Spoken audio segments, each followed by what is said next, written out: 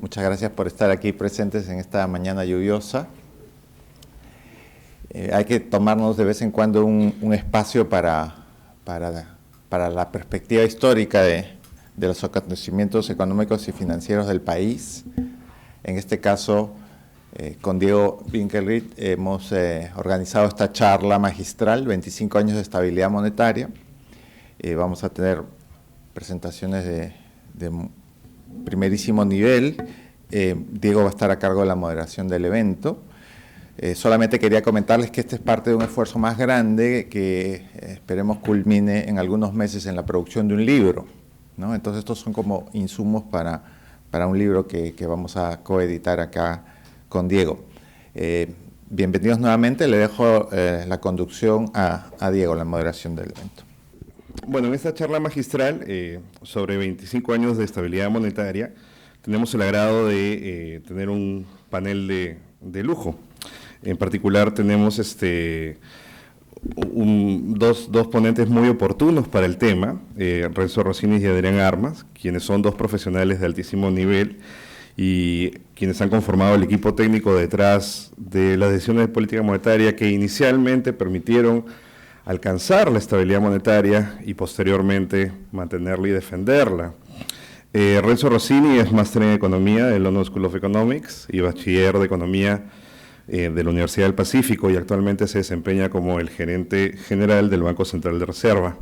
Además, es profesor de la Universidad del Pacífico del curso de Política Económica. Adrián Armas, por su parte, es máster en Economía Política de la Universidad de Boston y bachiller en Economía de la Universidad del Pacífico, y actualmente ejerce el cargo de gerente central de estudios económicos del Banco Central de Reserva.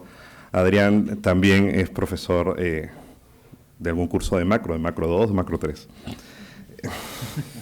Sí. Como mencionaba Gustavo, las presentaciones de Renzo y Adrián son los avances de lo que vendría a ser los dos primeros capítulos de un libro que estamos editando, a propósito de la designación de Julio Velarde como el mejor banquero central, digamos una designación que le dio la prestigiosa revista The Banker de Financial Times. Y Martín Monsalve nos va inicialmente a compartir una breve crónica sobre este premio. Martín es doctor en Historia de la Universidad de Stony Brook y bachiller en Historia de la Pontificia Universidad Católica del Perú. Es profesor del Departamento Académico de Humanidades de la Universidad del Pacífico y director de la revista Apuntes, la revista social de Ciencias Sociales, disculpen, editada por el Centro de Investigación de la Universidad Económica. Y finalmente nos honra con su presencia Hugo Santamaría, quien amablemente ha aceptado hacer las veces de comentaristas hacia el final de esta sesión. Hugo es doctor y máster en Economía de Washington University, bachiller en Economía de la Universidad del Pacífico y es socio gerente de estudios económicos y economista jefe de Apoyo Consultoría. Brevemente, como referencia, Martín y Hugo tendrán unos 15 minutos para desarrollar sus presentaciones y Renzo y Adrián 30. ¿Okay? Yo más o menos cuando falten unos 5 minutos me encargaré de hacérselo saber. Muchas gracias por estar aquí, nos honran realmente con su presencia y bueno, comenzamos la sesión con una ronda de aplausos para los panelistas.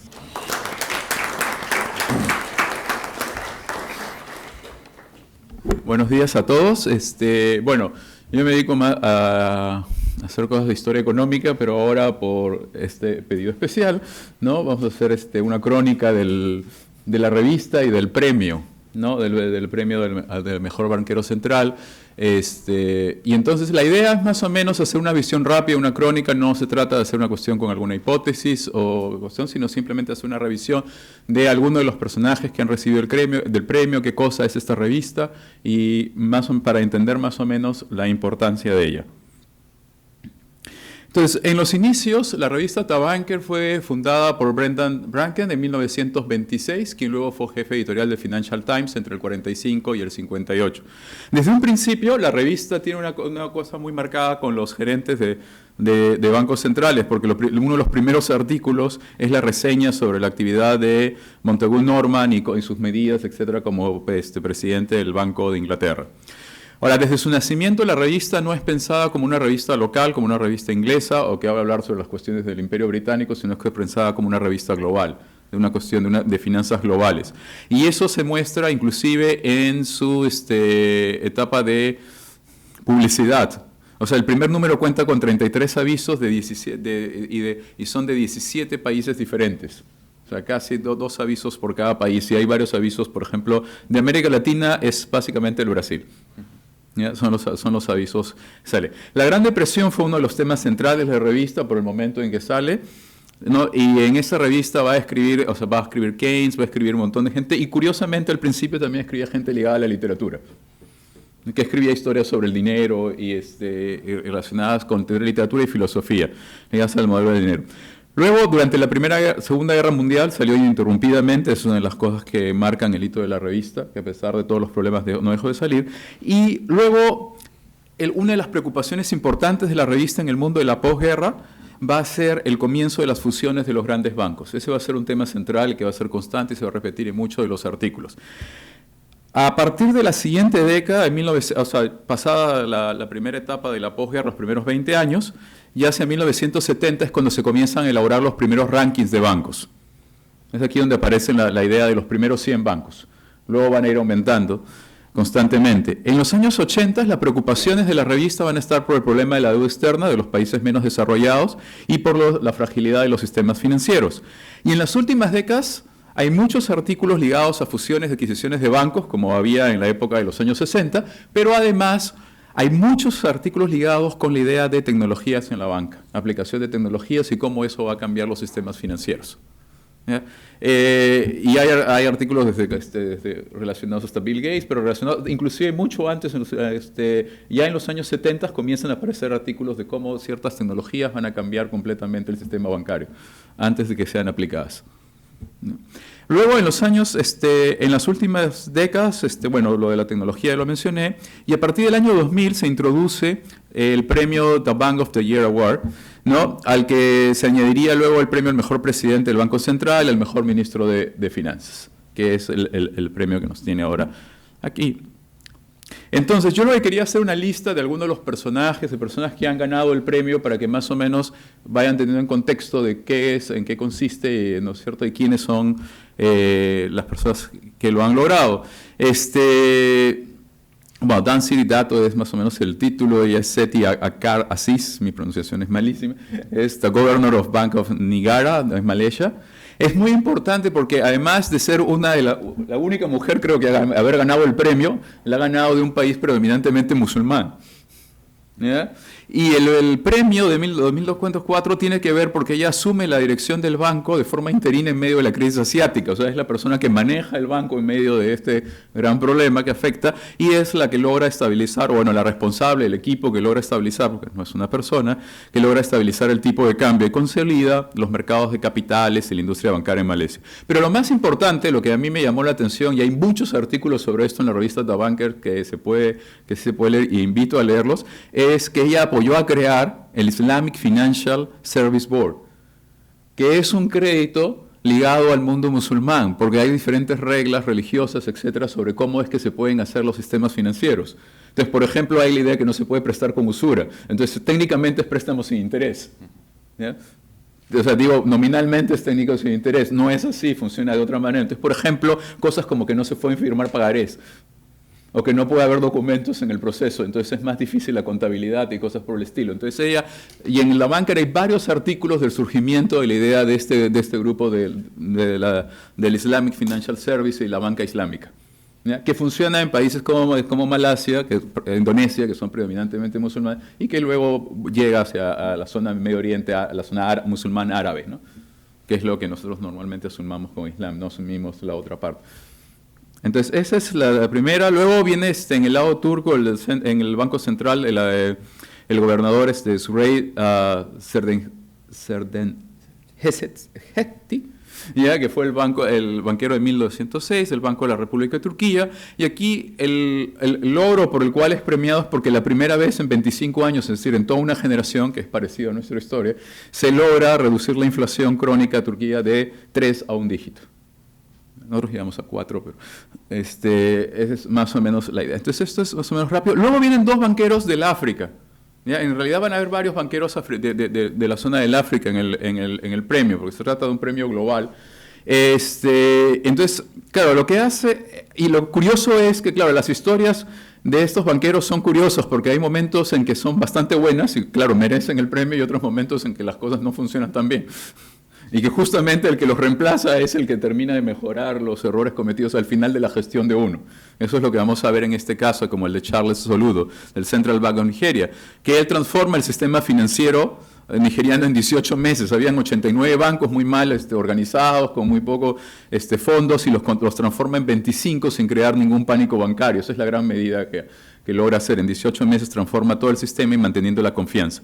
Él va a ser presidente del banco durante 4 años, y al final de ese periodo va a tener problemas con algunos de los bancos de Nigeria, como vamos a ver después, que ocasionan el cambio ya de central. Y bueno, después se dedicó a la política, etcétera. Trató de postular a una representación estatal y no lo consiguió. Luego tenemos a Caleb Fundanga del Banco de Zambia, que él también se ha encargado de organizar las finanzas en Zambia, porque Zambia es uno de los casos típicos de maldición de recursos naturales, o sea, en varios cursos, es el 3er o 4º productor de cobre a nivel mundial. Entonces hay toda una historia política detrás de esto, pero entonces él trabajó por muchos años en el sector financiero estatal, o sea, es un clásico hombre de Estado, y este hombre de Estado, lo que al momento de asumir la banca, lo que hace es reducir el déficit fiscal, reducción de la deuda externa e implementación, hay un error ahí, de un tipo de cambio flotante, ¿no? Que es lo que logra hacer. Luego tenemos el premio a Jean-Claude Trichet de la European Central Bank. Aquí lo curioso es que el premio se lo dan por el manejo adecuado de la por la contracción del crédito europeo en el 2007, y a partir del 2008 empiezan las críticas por la forma en que maneja la crisis usando mecanismos similares a los por los cuales se le dio el premio, ¿no? En los artículos que hay alrededor de él es esta figura controversial sobre las políticas de manejo. Una de las cosas simpáticas de sus declaraciones, cuando le preguntan, o sea, recibes un premio por una cosa y luego por la misma comienza a ser criticado, él dice, bueno, lo peor que pueden hacer los banqueros centrales es llevarse por la moda. ¿Ya?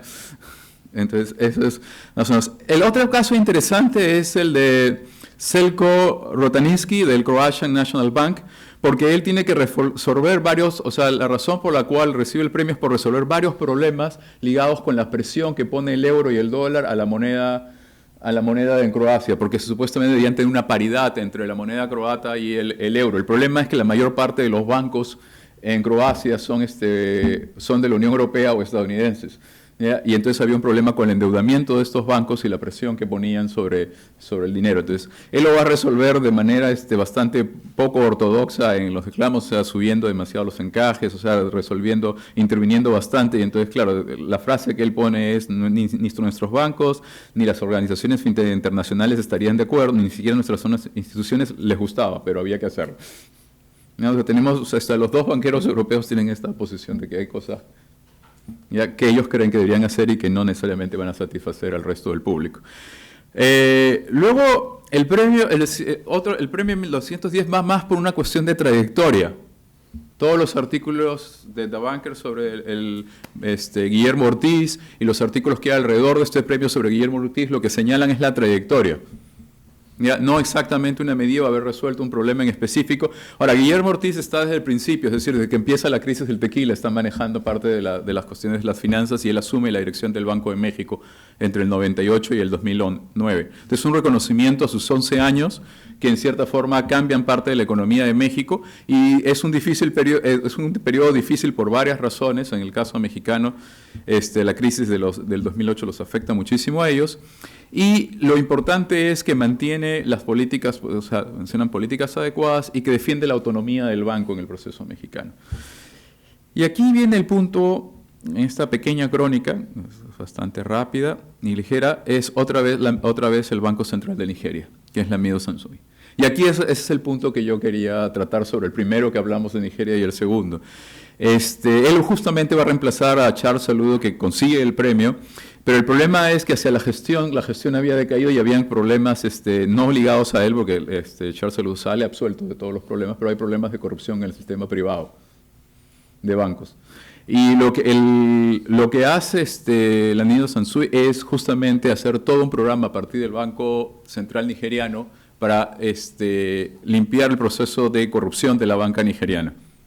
Que es un proceso bastante duro y fuerte, y llevó eso se llevó además porque pudo hacerse porque los bancos nigerianos estaban en problemas, entonces hubo un proceso de rescate de la banca y de destitución de presidentes de la banca rescatada dentro de la campaña anticorrupción.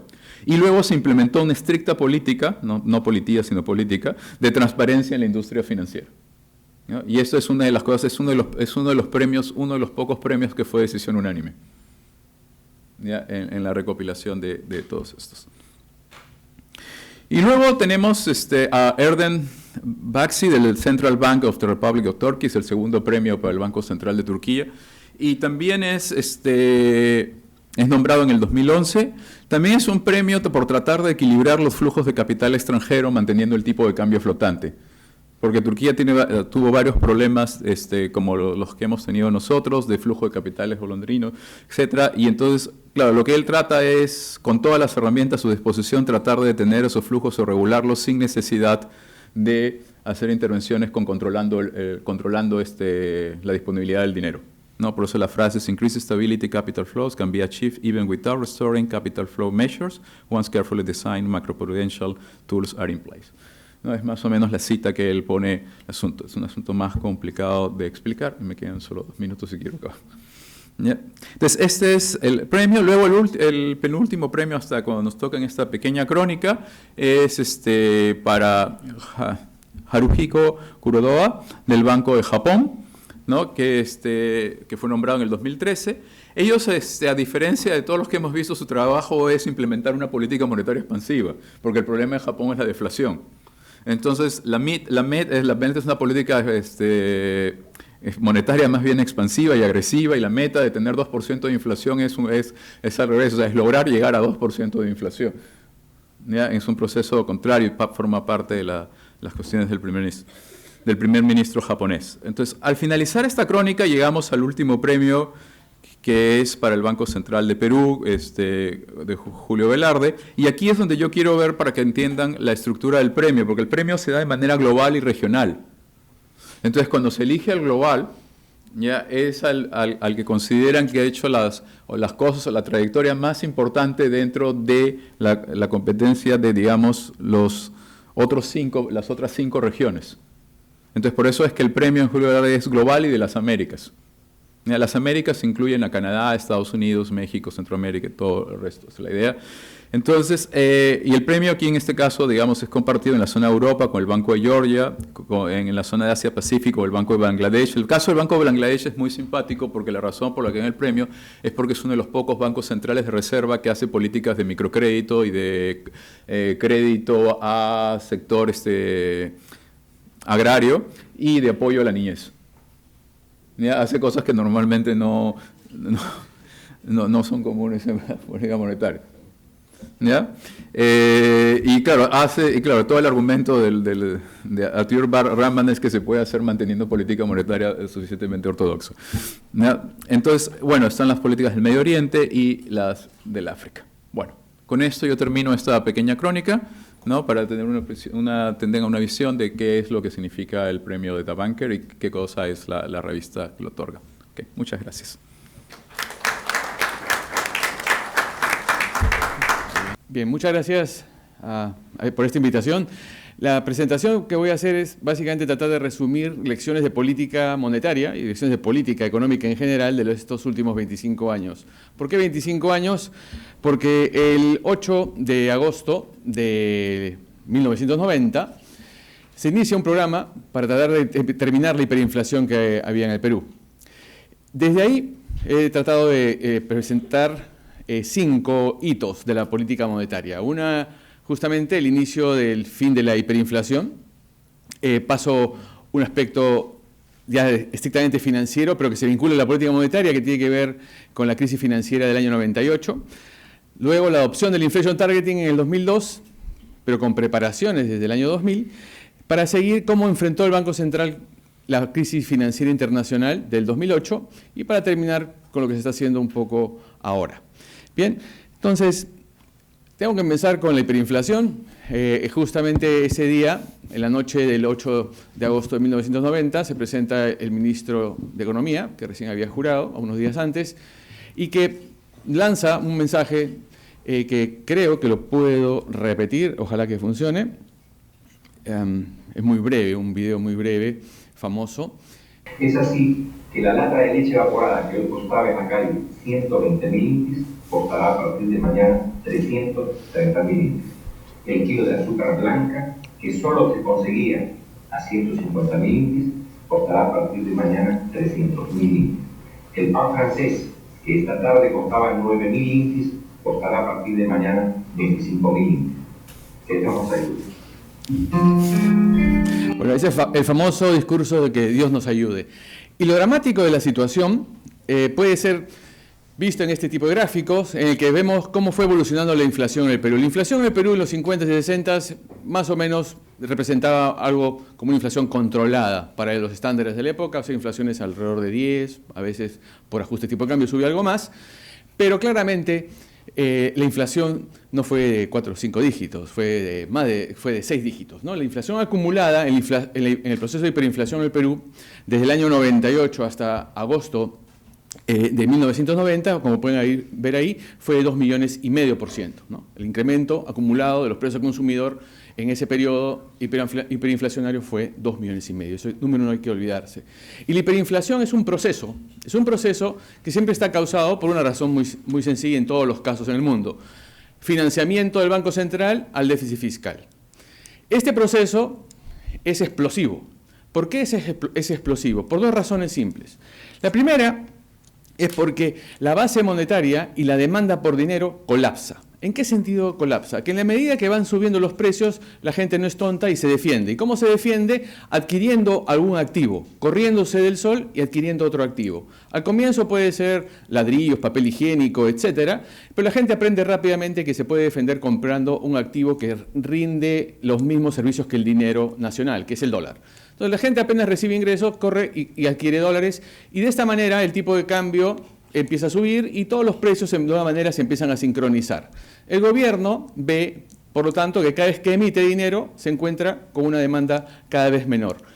Por lo tanto, vamos a tener que ese es un proceso explosivo. La oferta monetaria va creciendo y la demanda monetaria va colapsando, va cayendo. La gente se corre del dinero. Y este gráfico lo que muestra es que el porcentaje del PBI, lo que llamamos dinero, en la manera más amplia, el M4, iba cayendo. De niveles que eran como 15% en la historia en los 60s hasta los 70s, empieza a decrecer cuando la inflación arranca en el Perú en 1976, donde arranca la inflación media, pero ya con la hiperinflación en el año 1900, alrededor del 80 y tantos, 88, básicamente donde arranca la hiperinflación en el Perú, ven que colapsa la demanda por dinero, ¿no? Oferta, colapsando la demanda, la gente se corre del dinero, por lo tanto iba comprando un activo y por lo tanto ese activo va alineando todos los precios al consumidor. Es un proceso explosivo.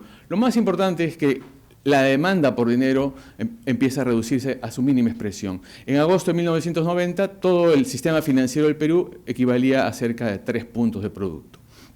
El proceso además es explosivo porque el que está demandando recursos, que es el fisco, tiene un déficit muy grande, en este caso era casi 12, 13 puntos del PBI, pero ese déficit lo financiaba muy simple, de manera que el fisco se reunía con el Banco Central todos los meses y decía, bueno, este mes tengo un gap de tanto, dame plata, y básicamente el Banco Central era una institución casi anexa al Ministerio de Economía que financiaba el déficit. Hay una reunión de caja que básicamente definía eso todos los meses y el Banco Central prestaba al gobierno. Además le prestaba de manera no muy original al sistema de banca de fomento, sobre todo al Banco Agrario, para financiar 3, 4 cultivos, sobre todo el arroz. O sea, el Banco Central financiaba el cultivo de arroz, entonces el programa monetario, el ejercicio de programación monetaria del Banco Central era ver básicamente cuántas hectáreas aviadas de arroz había y cuál era la necesidad del fisco.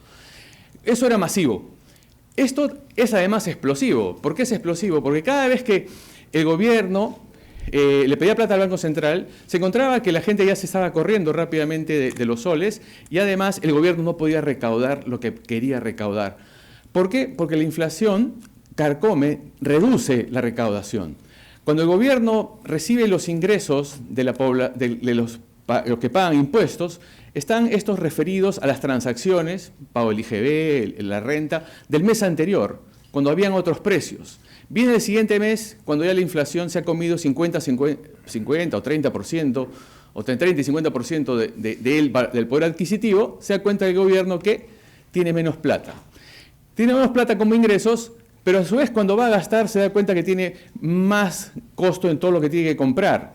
Por lo tanto, la necesidad de financiamiento del gobierno cada vez es mayor. O sea, cada vez al gobierno le va a una reunión con el Banco Central y le va a pedir más plata, ¿no? Entonces, vemos que rápidamente los requerimientos de emisión primaria, ¿no?, explotan. Explotan primero porque el gobierno tiene un gap creciente.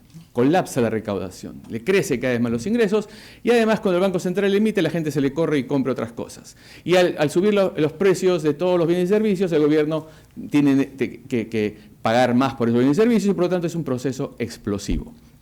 Sin embargo, viene acá ya el momento de tomar una decisión que es, bueno, hay que estabilizar esto, hay que eliminar esto. Y la situación, y por eso el mensaje de política acá, el primero es, bueno, hay que ver las condiciones iniciales. Imagínense que nos transportamos a agosto del 90 y hay que eliminar la hiperinflación. Las fórmulas que existían en ese momento predominantemente eran fijen el cambio. Para este momento, digamos, la literatura, sobre todo los que habían estudiado la hiperinflación, como Kagan o Thomas Arjen, establecía una regla muy sencilla para eliminar la hiperinflación. Uno, ¿qué hay que hacer? Eliminar el déficit. ¿Ya? Fácil decirlo, pero hacerlo, bueno, es básicamente un cambio de régimen. La oportunidad estaba dada, un nuevo gobierno, el ingeniero Fujimori había tomado el poder pues, el 28 de julio del 90, pero la decisión era acabar el déficit. Bien, ese es el primer paso para eliminar la hiperinflación y esa es las conclusiones de toda la literatura en ese momento. El segundo elemento es, bueno, ¿y cómo paras las expectativas? ¿Cómo paras la inercia de inflación? ¿Cómo paras que la gente no siga pensando que los precios van a seguir subiendo? ¿Cómo anclas las expectativas? La literatura hasta ese momento de todas las hiperinflaciones era muy sencillo. Fijen el cambio. Al fijar el cambio, que era este precio que venía subiendo, al que todos los productores seguían para fijar sus precios, teníamos una situación en la que teóricamente fijando los precios, toda esa inercia que venía de atrás se detenía de una sola vez. Se coordinaban todas las expectativas y se anclaba todo el sistema nominal de precios a este nuevo indicador que era el nuevo tipo de cambio. Esa es la solución. Vinieron al Perú, estábamos en agosto, imagínense, el Perú había colapsado productivamente, ¿no? El PBI del Perú era el mismo de hace 30 años atrás, el PIB per cápita era de 30 años atrás. En los últimos 5 años el PBI por habitante en el Perú había caído 27%, era una situación caótica. Y el gobierno estaba recaudando solamente el 4% del PBI, no le alcanzaba ni para pagar la planilla de los policías, y por lo tanto estamos en una situación realmente caótica. Los especialistas que venían para hacer algo, para proponer algo en la materia monetaria, todos simpatizaban por fijar el cambio. Y fijar el cambio a un nivel más alto. La propuesta inclusive del candidato del doctor Mario Vargas, como le decía Fujimori, o Vargas Llosa, la propuesta fundamentalmente era, subamos el cambio a un millón de intis, o sea, a un sol de hora, y de ahí lo fijamos. Era la propuesta básicamente denominada del overshooting, que coincidía con la fórmula del libre texto. Cierra el déficit, congela el tipo de cambio por un buen tiempo. Se optó por una solución diferente.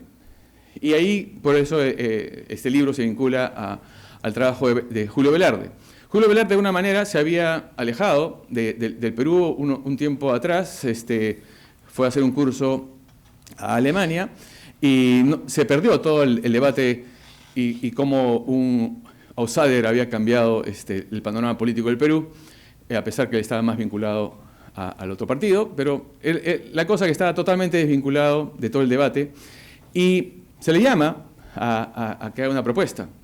Al otro lado estaba Rudy Dorbush, estaba el Banco Mundial, el Fondo Monetario, y básicamente la fórmula que era muy sencilla: corta el déficit, congela el cambio. Y Velarde, que siempre tiene la característica que es muy innovador, dije, bueno, ¿por qué tenemos que hacerle esto? Pensemos en otra fórmula, a ver si funciona. Y la otra fórmula que propone es la siguiente: no, en lugar de fijarla, flotemos. Y por primera vez se adopta el fin de una hiperinflación con tipo de cambio flotante. El tipo de cambio flotante con intervención, porque básicamente la situación era el público se ha llenado de dólares. Todo el mundo espera que el cambio suba y se espera que sea 1 millón o un sol, ¿no? en los números de esa época. Y todos están llenos de dólares. La gente además ha estado llenándose de activos para tratar de, cuando para la inflación, todos estos activos se van a volver al mercado, incluyendo dólares. Entonces, al flotar, ¿qué logró? El esquema de flotación era: acabo el déficit y empiezo a flotar. Y voy a anclar con un ancla totalmente monetaria. Voy a controlar la base monetaria como nueva ancla. ¿Y cuál fue el efecto? El tipo de cambio, en lugar de hacer un overshooting, hizo un undershooting, se fue para abajo. La gente que esperaba que se iba a 1 millón, y gente que se había endeudado fuertemente, varios quebrados por eso, como siempre sucede, el tipo de cambio suele reaccionar y siempre hay gente que empuja el alza y hay otros tontos que lo siguen y al final siempre pierden plata, como sucede siempre, ¿no? La semana pasada, todos estos eventos, siempre sucede, el tipo de cambio tiende a sobrereaccionar, tontos que siguen y pierden. Bueno, mucha gente perdió. ¿Y qué se logró? Al no anclar a un tipo de cambio alto, las expectativas se fueron para abajo. ¿Bien? Entonces, podías anclar expectativas hacia abajo flotando. 2 razones más. No se podía, digamos, entrar rápidamente a una fijación de cambio porque esta hiperinflación del Perú no era de las normales. No era de las que todos los precios de la economía subían con el tipo de cambio, porque el gobierno hábilmente mantuvo un extenso control de precios en varios productos. Por eso que el ministro anuncia una serie de alzas, porque el gobierno a través del tipo de cambio fijo había podido controlar el precio del petróleo, había podido controlar el precio del arroz, había podido controlar el precio de los insumos como el trigo, la soya, que son básicos, a través de un sistema de tipo de cambio múltiples, usando las reservas del Banco Central, que eran negativas al 28 de julio, al cerrar el gobierno. Por lo tanto, no era una hiperinflación de libro de texto estándar. Las condiciones iniciales, por eso voy a insistir, condiciones iniciales eran diferentes. La solución no era la de libro de texto, era otra. No era la de fijar el cambio, no podías fijar el cambio porque se venía una gran reestructuración de precios relativos. Incluso la anécdota es que si los precios iban a bajar, había que dejarlos bajar. El anuncio de Hurtado Miller fue un error, no estuvo en el discurso. En el discurso no estuvo. Y los que estaban participando de ahí, hubo una entrada de última hora de un ministro de Agricultura que trabajaba en el Pacífico, y dijo, no, tenemos que dar una guía, porque imagínense, ¿cómo nos vamos a guiar? Y le pusieron estos precios, que eran absurdos, porque no tenía por qué anunciar precios Hurtado, porque justamente entrabas a una economía de mercado en la que no tenía por qué anunciar, los precios debían de caer. Incluso el gran debate en el gabinete era, bueno, y el tipo de cambio se tiene que fijar, no se tiene que fijar, y lamentablemente era un gabinete con 5 economistas, entonces habían 5 ministros de Economía y empezaron a lanzar el precio, es decir, no, el cambio se va a estabilizar en 45 centavos, gran error, tampoco, no tiene por qué estabilizarse el tipo de cambio en 45 centavos, se estabilizará donde tenga que estabilizarse. Entonces, quiero definir nuevamente, el punto inicial no era una hiperinflación abierta con precios sincronizados al tipo de cambio y que un día acabas el déficit y dice el tipo de cambio es este. El Perú tenía precios relativos desalineados que tenían que alinearse y había que dejar flotar todo. En otro punto que debemos de considerar además, que la población ya estaba harta de fijar el cambio, ya conoce la historia. Ah, sí, se dan un colchoncito, fijo el cambio, y de ahí lo mantienen fijo, generan un problema de balance de pagos, vuelven a devaluar y el chiste ya lo conocemos. La población no cree en el tipo de cambio fijo. En ese momento no, el chiste no funciona. Además, no se conocía quién era el presidente había lanzado un mensaje muy claro, él era que iba a hacer todo lo opuesto del candidato opositor, entonces no había credibilidad política, no había credibilidad, y si este nuevo candidato dice que va a hacer lo que estaba haciendo el presidente que había salido, que era fijar el cambio de vez en cuando y después se le iba, eso nadie le iba a creer. Y en tercer lugar, nadie le iba a creer porque las reservas eran negativas. Por lo tanto, el mensaje de política, El inicio del fin de la hiperinflación en el Perú no es del libro de texto, fue el único caso de hiperinflación con tipo de cambio flotante. Y las razones son las que he mencionado. Bien, esto quiero agregar a esta primera etapa. El arreglo institucional, fundamental para poder trabajar en el futuro. Se pusieron unos candados institucionales, básicamente reglas de juego, para que el Banco Central no vuelva a hacer el daño que había causado. Rudy Dorsch solía venir al Perú, era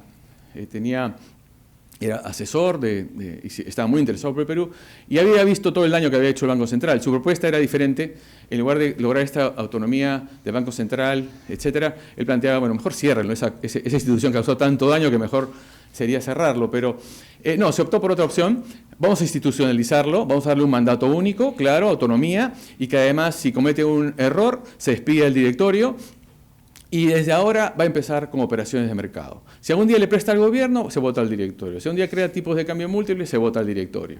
Entonces, les da autonomía para que puedan fijar sus instrumentos, fijar su objetivo, y se le da un mandato único. Da resultados. ¿Y qué resultados? Baja la inflación, y ese es tu mandato. Este es el nuevo marco institucional que empieza a operar con el Banco Central. Entonces, no se guían por las recetas, siempre consideren el punto inicial, y los libros de texto son eso, libros de texto. Están totalmente aislados de la realidad. Sirven para enseñar, son juguetitos, como un momento vamos a ver. La realidad es diferente. Bueno, y eso enseño. Sí, y ¿saben? Yo enseño acá, pero nunca con libro de texto. Bien, fue evolucionando la economía, se fue bajando la inflación, la economía empezó a crecer, y creo que el sistema financiero empieza a crecer, pero en dólares. Se va engendrando un problema que el Perú ya tenía por ahí guardado, que era la dolarización del sistema financiero. Desde el año 78 se le deja a los peruanos a depositar en dólares, y para repatriar, dado un problema externo que había en los fines de los 70, se permite depositar dólares en el Perú, que repatrien dólares y los depositen. Entonces ya la gente sabe trabajar con los dólares. Además, había aprendido perfectamente cómo cambiar dólares, ir al cambista de la calle. Estaba perfectamente, sabía que había cómo operar con esa moneda. Entonces, cuando regresa la estabilidad, el público regresa a los bancos peruanos y no regresa en la moneda local, lentamente, regresa rápidamente en dólares. La dolarización, como pueden ver en este gráfico, que es la columna oscura, es el porcentaje del total de liquidez, incluyendo dólares. La otra chiquita es solo los soles. Entonces, la dolarización es una vulnerabilidad que se empieza a ver desde el comienzo de la estabilización. Y en ese contexto, Velarde era director del Banco Central. Estamos hablando del año 90, el inicio del tema de la estabilización. Para contar un poco de anécdotas, era un directorio que le faltaban 3 miembros por ser nombrados por el Congreso, y básicamente era Julio Velarde, Marta Rodríguez y Esteban Elixa, ¿no? Que falleció hace un par de años. Entre los tres empiezan a diseñar esto en coordinación con el Ministerio de Economía. Era un equipo muy chiquito, y bueno, con el equipo del banco, que básicamente donde la hiperinflación, el equipo del banco no hacía nada, ¿no? Estábamos pensando cómo va a ser el futuro, porque la política monetaria no existía, ¿no? Básicamente ya saben que había que medir las hectáreas de arroz y cuánta plata quiere el gobierno. Ahí está el programa monetario. No había mucho que hacer. Entonces, básicamente, la gente del Banco Central se estaba preparando, bueno, cómo va a ser qué planes hay que hacer. Y bueno, y dentro de este equipo, ¿no?, que se va formando, se ve este problema. La dolarización va a ser un tema, una vulnerabilidad, por 2 razones. Porque son dólares y el Banco Central no puede prestarle a los bancos dólares, no tenía dólares.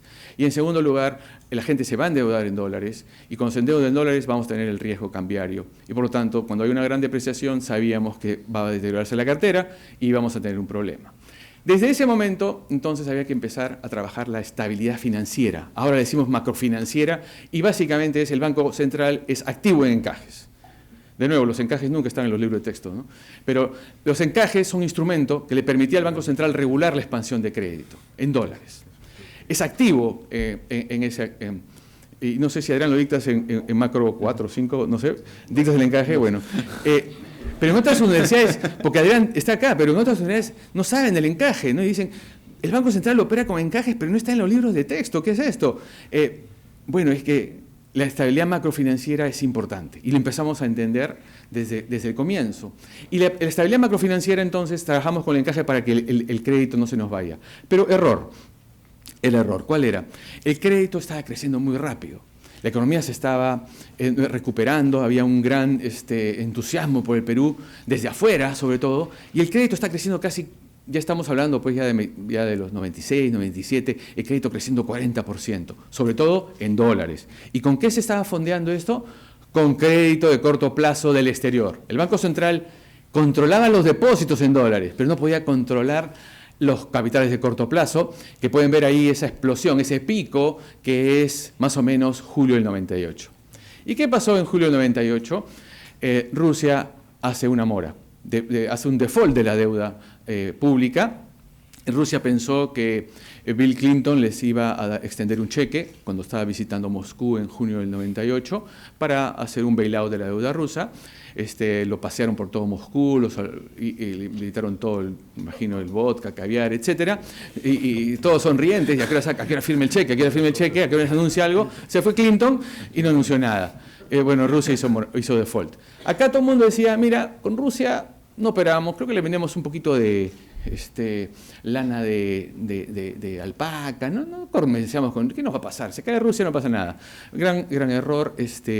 Lo que generó la crisis rusa fue mucho más grave que la crisis asiática que se había vivido en el 97, que el Perú le había pasado. Hubo un niño en el 98, al comienzo del año, lo estábamos pasando. Bueno, Perú se está salvando. Vino agosto y nos cayó con todo. Se fueron los capitales rápidamente. O sea, los capitales que estaban financiando los créditos de la banca, que son créditos de largo plazo, o bueno, más de un año, estaban financiando con corto plazo. Los bancos recibían una noticia, no hay más crédito.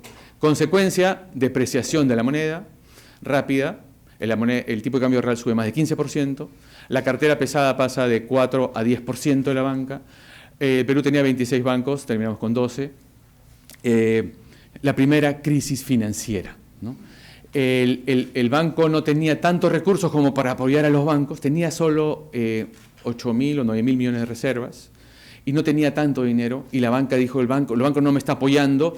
¿Qué hizo la banca? Contrajo el crédito, el famoso credit crunch, ¿no? Eso es básicamente una descripción de lo que estaba pasando en el Perú. Repito, contracción de crédito externo, depreciación, aumento de la cartera pesada. Los bancos reaccionan, obviamente, porque el Banco Central no les iba a prestar, contraen el crédito, con lo cual entramos a un círculo vicioso, ¿no? A una trampa en la que aumentaba la morosidad, caía la actividad, aumentaba la morosidad, etcétera, etcétera. Cayeron, como decía, de 26, terminamos con 14 bancos. Bueno, esta es una historia de cuántos bancos cayeron, pero esto es más interesante.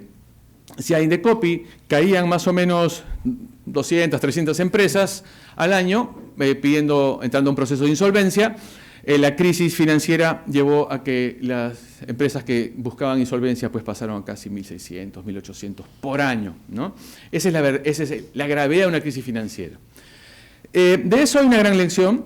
Obviamente se puede imaginar cuál es la lección. Nunca más, ¿no?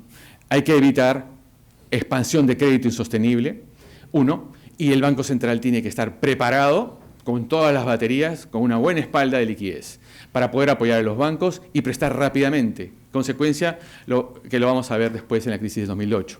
Pero vean, el Banco Central, el 96-97, la economía estaba muy débil para poder enfrentar la magnitud de esa crisis. Y por lo tanto, lo que aprendió fue, vamos a reforzar las espaldas financieras del país.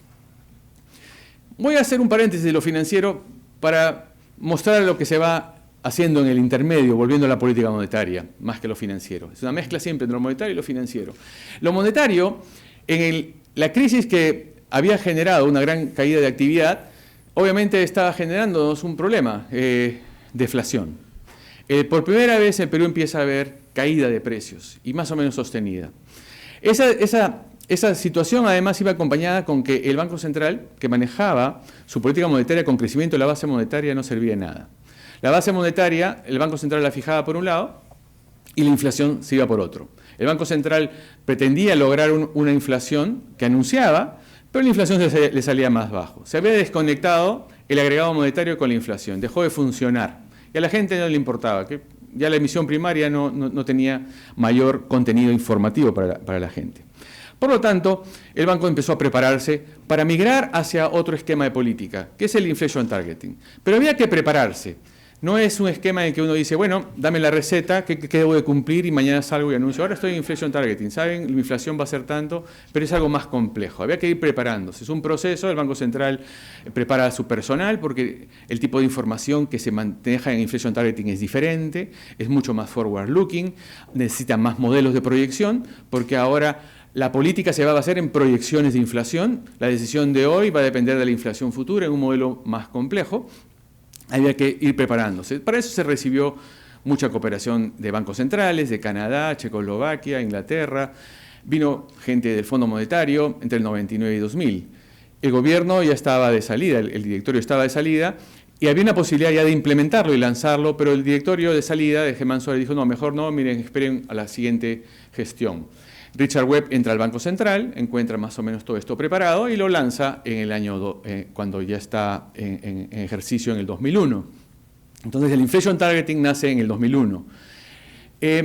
Pero, sin embargo, había que ir preparando los mercados, porque el inflation targeting usa la tasa de interés del mercado monetario y esa tasa de interés no estaba funcionando, ese mercado estaba totalmente dañado por la crisis financiera. Entonces había que reconstituir ese mercado y aprender a que el Banco Central logre que el mercado forme la tasa que él desea como política. Entonces hubo un periodo de aprendizaje, un año, en el que el Banco Central estaba operando un inflation targeting, pero con cantidad de dinero en los bancos. No fijaba una tasa de interés, sino todavía fijaba una cantidad de dinero para que el mercado aprenda.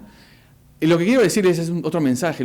Uno piensa que todos los mercados están operando. Los mercados no existen muchas veces, ¿no? Y el mercado hay que recrearlo. El mercado interbancario de préstamos había que empezarlo a formar, ¿no? Tú creas un poco la institucionalidad económica para que el mercado funcione. Y eso fue lo que se hizo durante todo el 2001 para que en el 2002 ya el banco sale con un full-fledged inflation targeting, que es: esta es mi tasa de interés, como se anuncia todos los meses, como ayer se anunció, ¿no?, que se pasa de 3,25 a 3,50, en función de mi proyección de inflación.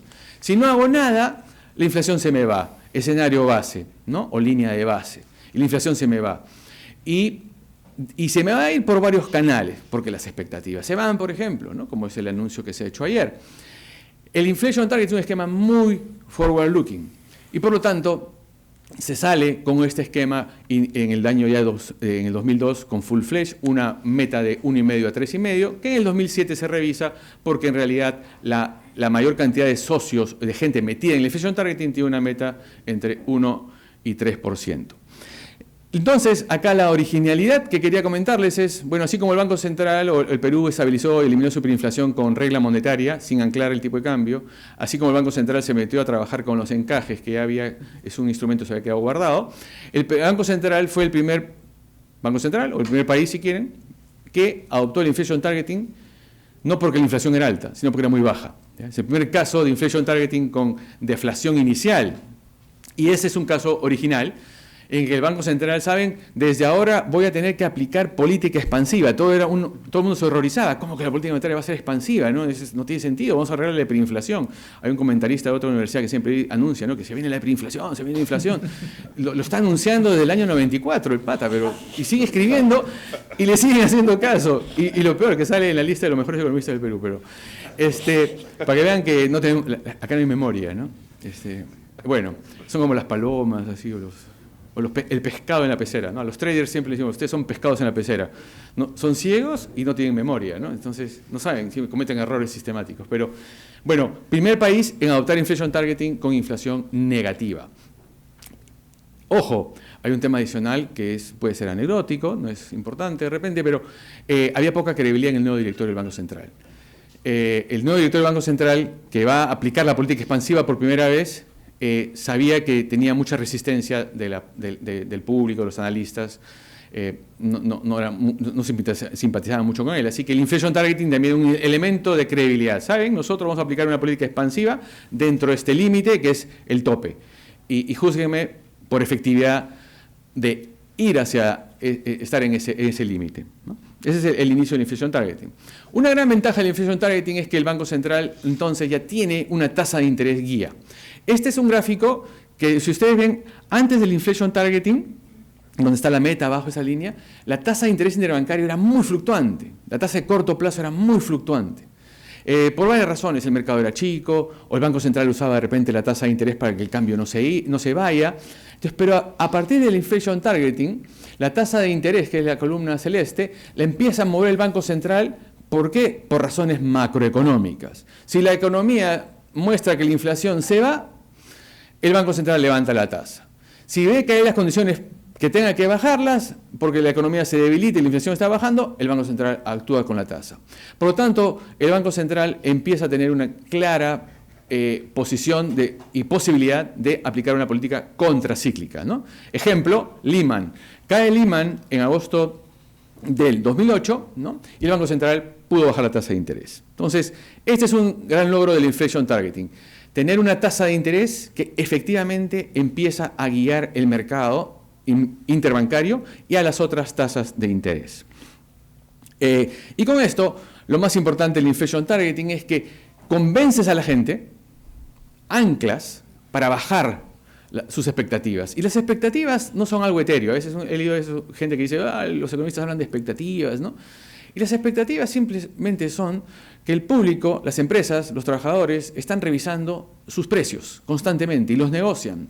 Y justamente, si ellos negocian considerando que la inflación se va para arriba, vamos a tener una inflación más alta, ¿no? Las expectativas de inflación son el canal más poderoso para poder generar inflación. De ahí que, por ejemplo, la decisión de ayer, aprovechando la coyuntura, enfatizó el tema de expectativas. Si las empresas van a empezar a hacer sus presupuestos, la gente de finanzas están haciendo sus presupuestos para el otro año y diciendo que nuestras ventas van a subir lo que sea, 5, 6% o 10%, bueno, cuando hagan ese ejercicio, consideren una inflación dentro del rango del Banco Central.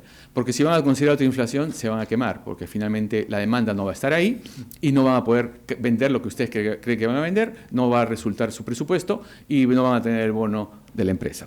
Así que el inflation targeting es fundamentalmente anclar expectativas, ¿no? Y tener muy claro tu modelo, tus proyecciones a futuro. Voy a pasar un poquito más rápido. Y el inflation targeting, siempre digo, es como un juego, ¿no? Pero no es tan sencillo. No es que ayer el directorio se haya juntado y haya hecho esto. Esto lo hacemos para difundir, obviamente, cómo es el inflation targeting. No sé si ustedes han visto, los invito a jugar esto. Tenemos modelos más complicados, obviamente, para los graduados, pero este es un modelito, ¿ya? Que tiene el Banco Central.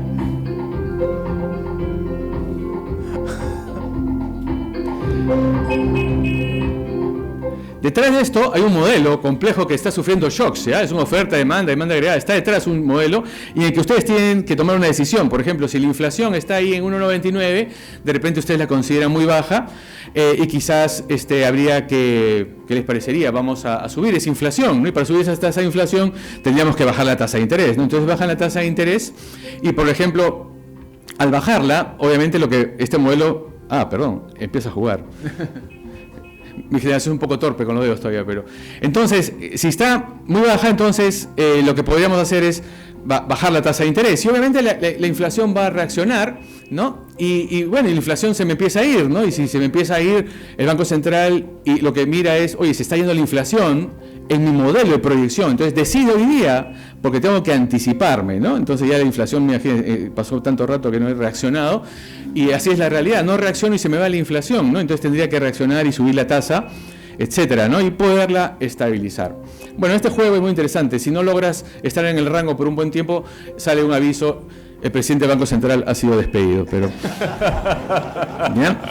Es un juego. En realidad la política económica, y creo que no solamente es un mensaje para la política monetaria, en realidad toda la política debe basarse en proyecciones para poder definir mi línea de base. Una línea de base donde está comprendido no solamente los instrumentos de política, sino además los resultados, ¿no? Y poder establecer ahora sí, si hago este ejercicio de política u otro ejercicio de política, puedo medir el impacto de política. Y sobre todo para ofrecer resultados, ¿no? Bien, voy pasando a la crisis del 2008. Y creo que, de repente Adrián va a hablar un poquito más de esto, pero la política monetaria en el Perú siempre la tratamos de vender con este cuadro. Es una política monetaria en la que, si bien tiene el compromiso de inflation targeting, que es entregar una inflación que converja, si se escapa, baja, toma medidas para que esté, pero detrás de eso también tiene una activa política de buscar reducir la vulnerabilidad financiera, macrofinanciera, porque sabemos que si lo macro financiero no funciona, nuestra política deja de funcionar. Por lo tanto, nuestra principal vulnerabilidad a la dolarización, tratamos de atacar problemas como, por ejemplo, a través del encaje, que el crédito no se nos escape. Intervenimos en el mercado cambiario, sí, es flotación. El Perú tenía 25 años de flotación, y aunque el mismo comentarista dice, lo que pasa es que el Banco Central fija el cambio. No sé por dónde sale que fije el cambio, ¿no? Nadie sabe cuál puede ser el tipo de cambio hoy día o mañana. Y fija además porque es casi constante. Nunca he visto cómo se mueve, pero el tipo de cambio flota, pero el Banco Central interviene para matar un poco de volatilidad para que justamente una gran depreciación no se acabe como en el año 2008. Entonces, es una mezcla. Estabilidad de precios y estabilidad macrofinanciera. Entonces, lo que aprendimos de la crisis rusa fue, uno, la famosa regla de las 3 Ls, ¿no? Las 3 Ls, que creo que lo dijo Larry Summers, ustedes saben que hay 3 Ls importantes para la gestión de riesgos en la política macro. La primera L, ya tomen nota, es liquidez, ¿no? Ya tomaron nota. La segunda es liquidez. Y la tercera también es liquidez. O sea, liquidez significa que tiene que estar listo, preparado para poder enfrentar una corrida y poder entregar a la gente que está descalzada en liquidez y no tenga que contraer su crédito. Liquidez a nivel del Banco Central, con reservas, liquidez a nivel del gobierno, con deuda neta baja, y liquidez a nivel de los bancos. ¿Bien? Y una gestión de crisis que ya es cuando surge, el Banco Central tiene que actuar rápidamente y decididamente y comunicar bien qué está tratando de hacer. Esas es, digamos, nuestras lecciones de la crisis rusa y nuestro manejo. Y esto es, ¿no?, tener reservas altas y deuda neta baja. Bien, las reservas son del banco, son los activos. Eso fue por una presentación hace un tiempo, unos meses atrás, ¿no? Ahora está en 61, pero las reservas son los activos que puede manejar el Banco Central. ¿Bien? Bien, viene este periodo, y ya para ir terminando, un periodo de altísimos influjos de capitales antes de que cierre Lehman. Antes de que cierre Lehman ya había surgido la crisis subprime. Agosto de 2008 es la cierra Lehman, pero antes el subprime ya había explotado. Entonces los inversionistas internacionales perdieron de un momento a otro una clase de activos que era el activo hipotecario. Todos esos activos desaparecen, entonces no tenían dónde meter plata. Por lo tanto, si usted, recuerdo, estaba en enero en Estados Unidos viendo CNBC, ¿dónde metemos la plata?, decían, ¿no? Emergentes, commodities, etc. Y viene el gran influjo de capitales a inicios del 2008. Masivamente entran capitales, todos buscaban los soles, ¿no?, al Perú. Y esa entrada de capitales, casi durante el verano, los depósitos en soles de no residentes crece tanto que el Banco Central obviamente tiene que reaccionar rápidamente con decisiones que nadie las entendía en ese momento. Le pone un encaje de 120% a un depósito de un no residente.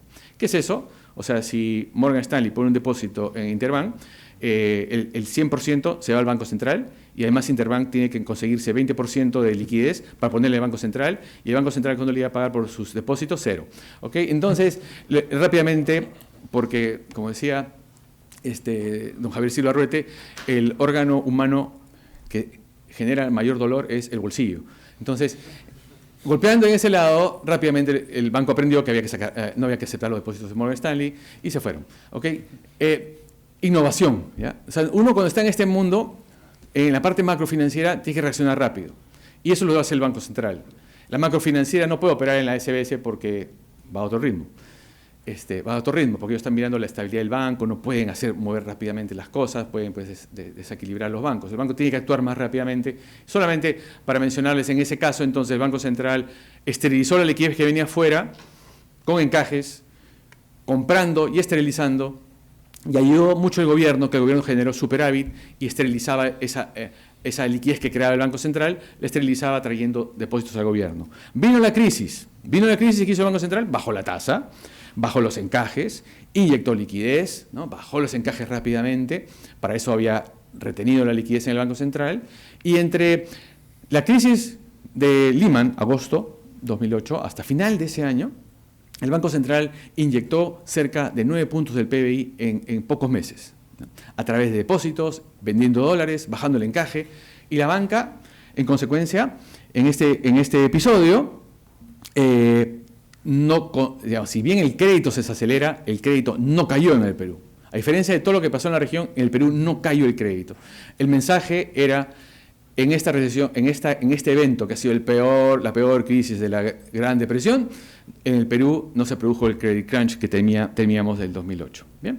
Por lo tanto, cerrando, ahora sí, nos preocupa ahora la desdolarización, donde estamos metidos en buscar que el crédito se desdolarice más rápido para poder tener un esquema con una economía menos vulnerable, ¿no? Seguimos interviniendo, seguimos poniéndoles, vamos a poner acá, incentivos a que la banca baje su exposición en créditos en dólares, ¿no? Hemos dado incentivos a través del encaje, o sea, si un banco no baja su crédito en dólares, el encaje lo subimos, y si el otro sí lo hace, puede acceder a financiamiento a largo plazo del Banco Central, a través de repos de largo plazo, por ejemplo. Entonces, el banco está dispuesto a actuar rápidamente, sobre todo para mantener la estabilidad financiera, medida como crédito moviéndose digamos, en una tendencia sostenible. Por lo tanto, para concluir ahora sí, las conclusiones son 6, ¿no? Pero rápidamente, las instituciones importan, hay que fijarle una institucionalidad clara al órgano competente de la política, ¿no? Sobre todo, saber ponerle qué debe lograr. 2, las condiciones iniciales siempre determinan la solución que vas a aplicar, ¿no? O sea, desconfíen siempre de los libros de texto que te van a dar una solución que está más o menos estandarizada, pero la solución hay que testearla. La solución siempre es forward looking y hay que ver opciones y ver cuál funciona. Y obviamente, como decía, adaptar, ¿no? Innovar, adaptar. Y como decía, muchas veces los mercados no funcionan. Yo cuando estudiaba monetaria financiera en la universidad y nos hablaban de tipo de cambio flotante, tipo de cambio que se mueve y tasa de interés flotante, Mundell-Fleming, ¿no? Pero era un chiste, si la tasa está controlada, el tipo de cambio fijo, ¿qué nos están enseñando, ¿no? Bueno, y finalmente eso sí se estaba adelantando a lo que después viene, ¿no? Pero esos mercados no existían, hay que crearlos, ¿no? Hay que crear la institucionalidad para que los mercados funcionen. Y como decía, hay que estar siempre buscando dónde están los problemas, prevenir y si llega el problema, actuar rápidamente y decididamente. Bien, ok, y ahí lo dejo. Muchas gracias. Gracias, Gustavo. Gracias a la universidad por darme la oportunidad de hablar de un tema que en mi carrera profesional me ha interesado personalmente bastante, ¿no? El tema de la dolarización. Básicamente voy a tocar 4 puntos: por qué nos hemos dolarizado, cuál es el problema con eso, cómo lo hemos enfrentado y finalmente cómo ha sido este proceso de adopción voluntaria, que es lo que tenemos en nuestro país, ¿no? Primero, para ubicarnos geográficamente, el tema de economías bimonetarias es más o menos común en la región. Si vemos ese mapa, Uruguay, Argentina, Paraguay, Bolivia, Nicaragua, etcétera, Surinam, son economías que tienen esta característica. Un tema acá es que ciertamente el origen de por qué la gente comienza a trabajar o operar la economía en 2 monedas, el origen es obviamente la inflación, pero yo diría que no es el único. Si vemos también el mapa, hay países que hoy día no tienen este reto, esta característica, como Brasil o Chile, y no están dolarizados, ¿no? Entonces, esto ya es obvio, voy a pasarlo, acá me voy a apoyar mucho de la presentación de Renzo. El punto es el siguiente, en mi opinión: fue inflación alta más represión financiera. ¿Por qué en Chile no se pasaron al dólar cuando también tenían inflación alta? Porque tenían la unidad de fomento, un mecanismo de inyección en moneda nacional que estaba indexado a la inflación, y con eso se protegía la pérdida de poder de compra, igual que Brasil. En el Perú, en el periodo de los 70s, si ven acá este gráfico de la dolarización, de la liquidez de los depósitos del sector privado, este periodo que aumenta la dolarización, como se ve ahí, en la década de la segunda mitad de los 70s, coincide con un periodo de inflación alta, pero a la vez con controles a la tasa de interés, como decía Renzo antes, estábamos acostumbrados a tener controles en todo, topes a la tasa de interés, y entonces no se le dio ninguna salida en aquella época al sector privado de tener un instrumento financiero en moneda nacional que le permitiera mantener el poder adquisitivo de la moneda. Entonces, eso fue uno. Siguiente, ¿cuál fue entonces la consecuencia de ello? Me voy a ir de repente a este diagrama. En este diagrama lo que presento es lo mismo que presentó Renzo, el grado de intermediación financiera, crédito sobre PBI. En la parte azul es el crédito sobre PBI en soles, la naranjada es crédito sobre PBI en dólares. Nótese que cuando sube la inflación, acá hay una flechita ahí que indica que el crédito total está bajando. Vamos a ver con esto, esta parte de acá. Eso es justamente un periodo en donde comenzó a haber desintermediación financiera. La gente no quería tener, no estaba permitido tener depósitos en soles, no te protegían el ahorro en soles, no valía la pena. Y si alguien tenía, digamos, gente con ingresos altos, llevaba su plata seguramente compraba dólares y se iba afuera, o lo dejaban como circulante la gente, digamos, de menores ingresos, como dólares bajo el colchón. Y de ahí no es casualidad de que por esas épocas se crea el certificado bancario en moneda extranjera, la primera opción que se le da al público de poder ahorrar en dólares en el sistema financiero local.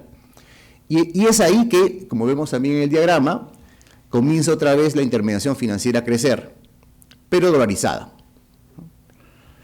Si vuelvo ahora a hablar más de ese tema, de la dolarización, un tema de reflexión. Siempre ha habido, fíjense en este diagrama, algún grado de dolarización en nuestra economía.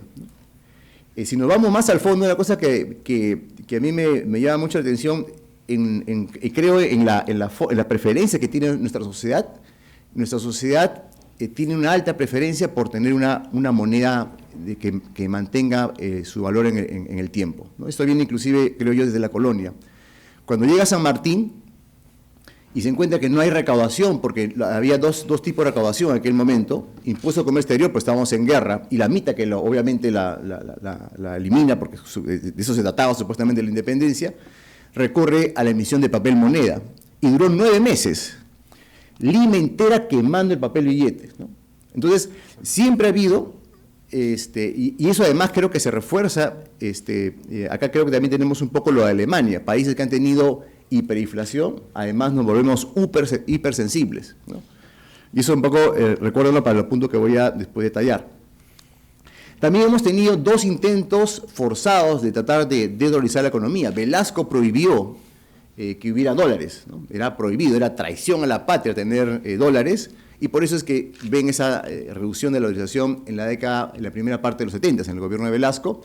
Y después hubo una conversión forzosa en el año 85, en donde si tú querías pasar tus dólares, no podías retirar dólares de los bancos, y si los querías hacer, los hacías a Intis, pero al tipo de cambio oficial, que era en aquel momento 25%, más bajo que el que había en el mercado, ¿no? Entonces, eso causó, fíjense en ese diagrama, una reducción de la dolarización, pero fue forzosa, ¿ok? Lo que después observamos es un aumento fuerte en la dolarización, que continúa en los 90, ¿no? Pero alguien diría, pero la hiperinflación fue hasta el año 90, ¿y por qué yo veo en ese diagrama que sube en la primera década de los 90? Lo que ocurre en ese periodo, y eso juega con lo que justamente les comentaba Renzo, cuando el crédito en el Perú se recupera porque peruanos que luego de la cesión de la banca habían enviado sus depósitos al exterior, y se ve claro también la data de balance de pagos, regresan, ¿no? Regresan a Perú, y entonces lo que tenemos es, fíjense otra vez en la comienzo de la década de los 90, nuevamente el sistema financiero crece el crédito, pero crece con el color anaranjado de los dólares, ¿no? Entonces se crea un sistema dolarizado, y ahí ya si quieren terminar, ya es una economía acostumbrada a operar en dólares. En el 90 inclusive, un poco para dar un poco de literatura, hay 3 tipos de dolarización real, cuando es dolarización de precios, dolarización transaccional y dolarización financiera, ¿no? En el 90 teníamos de todo, ¿no? Recibías el sueldo y corriendo te ibas a comprar dólares porque, digamos, no cambiaban tan rápido los precios que mejor era tener los dólares y cambiarlos una semana después y te salía cuenta, ¿okay? Los acostumbramos y surge, digamos, algo que es a veces un poco raro para gente que viene de afuera. Cajeros automáticos, que tenemos opción de retirar, digamos, en 2 monedas, cuentas, sistema de pagos, cheques, todo, digamos, en ambas monedas. Nos acostumbramos a tener un sistema altamente dolarizado, ¿no? Luego, continuando con el tema del origen de la dolarización, entonces nos dolarizamos, y el tema ahí es cómo enfrentamos ese reto. Primero, ¿cuál es el problema de ello, ¿no? O sea, en la década de los 90 no había mucha conciencia de que esto era un problema, ¿no? Renzo comentaba el tema de los encajes. En la década de los 90, si usted se acuerda el mapa que le mostré antes de Sudamérica, Perú era el único país que le ponía altos encajes en dólares a los bancos, y éramos, en aquel momento, el Banco Central era muy criticado. Decían, oye, pero ¿por qué no haces como Uruguay? Uruguay, el encaje es igual para la moneda nacional y para el dólar, ¿no? Igual en otros países. Seguramente quiere ser proteccionista, ¿no? Claro, quieres proteger, pues intervencionista, ¿no? Y lo que les quiero decir acá es que si bien a nivel individual uno como persona puede optar, tiene la decisión libre de optar entre la moneda nacional y la moneda extranjera, hay un tema que a nivel agregado tiene riesgos para la economía como un todo, que son básicamente 2 grandes riesgos. Uno es el riesgo de descalces cambiarios, que también esto es un tema que ya recientemente se ha tomado cada vez más conciencia de este tema, pero ciertamente, históricamente hablando, no es un tema nuevo.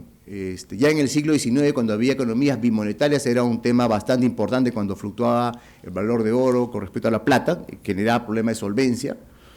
Y acá básicamente tiene que ver con el hecho de que si uno tiene un pie en los ingresos en moneda nacional y tiene su deuda en dólares, está expuesto a un alto riesgo de descalce cambiario. Si en lo macro nos preocupamos porque baje la tasa de interés, 25, 50, un punto porcentual, imagínense lo que debería preocuparnos cuando se tiene una depreciación de 20, 30%, que eso es lo que se eleva el servicio de la deuda cuando estamos hablando de una economía en que está operando con 2 monedas.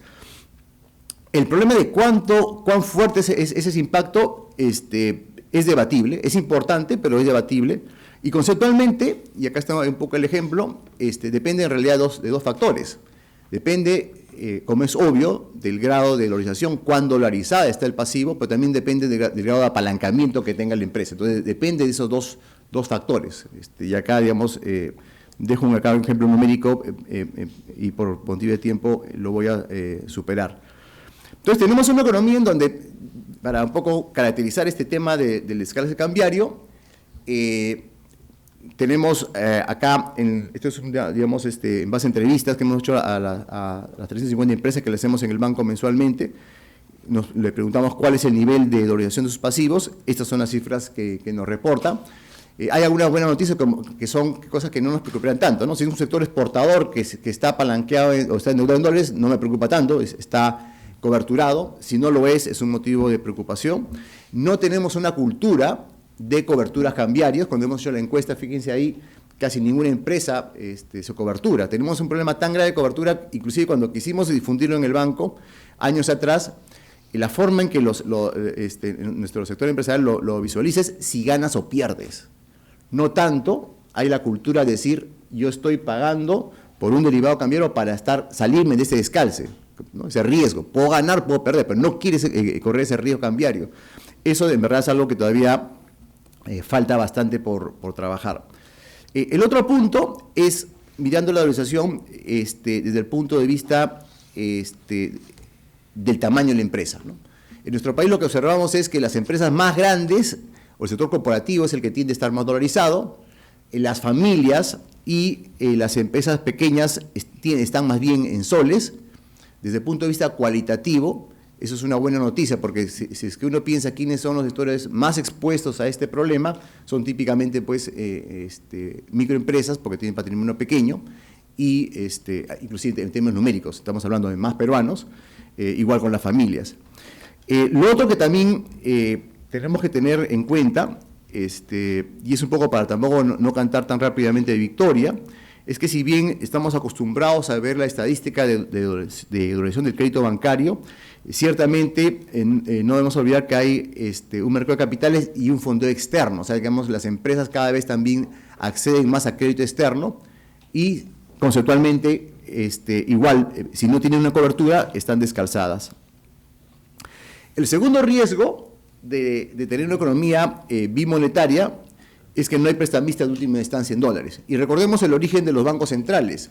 Tanto la Reserva Federal como en nuestro caso, los bancos centrales se crean porque en el siglo XIX abundaban las crisis bancarias por corridas bancarias. El patrón oro no les permitía que hubiera un prestamista de última instancia y es por eso que cuando se crea nuestro Banco Central en el año 22 y la Reserva Federal, y así ocurre con otros bancos centrales, el mandato en aquella época no era la estabilidad monetaria como es ahora, porque en esa época tampoco no había mayor inflación, salvo épocas de guerra, sino que la famosa frase era darle elasticidad al circulante. Ese era el término tanto en inglés como en español que se utilizaba. Y el sistema como opera pues es más o menos como está en ese diagrama. En Estados Unidos la Reserva Federal provee liquidez, regula liquidez a sus bancos. En el caso de Perú, nuestros soles para la parte en soles, pero ahí hay un vacío. No hay prestamistas de última instancia. Si falta liquidez en dólares en nuestro país, un banco peruano no tiene pues la capacidad de ir a la Reserva Federal. Bueno, puede ir a tocar la ventanilla, pero seguramente no se la van a abrir, ¿no? Entonces, ese es un motivo de vulnerabilidad, ¿no? Y eso, dicho de paso,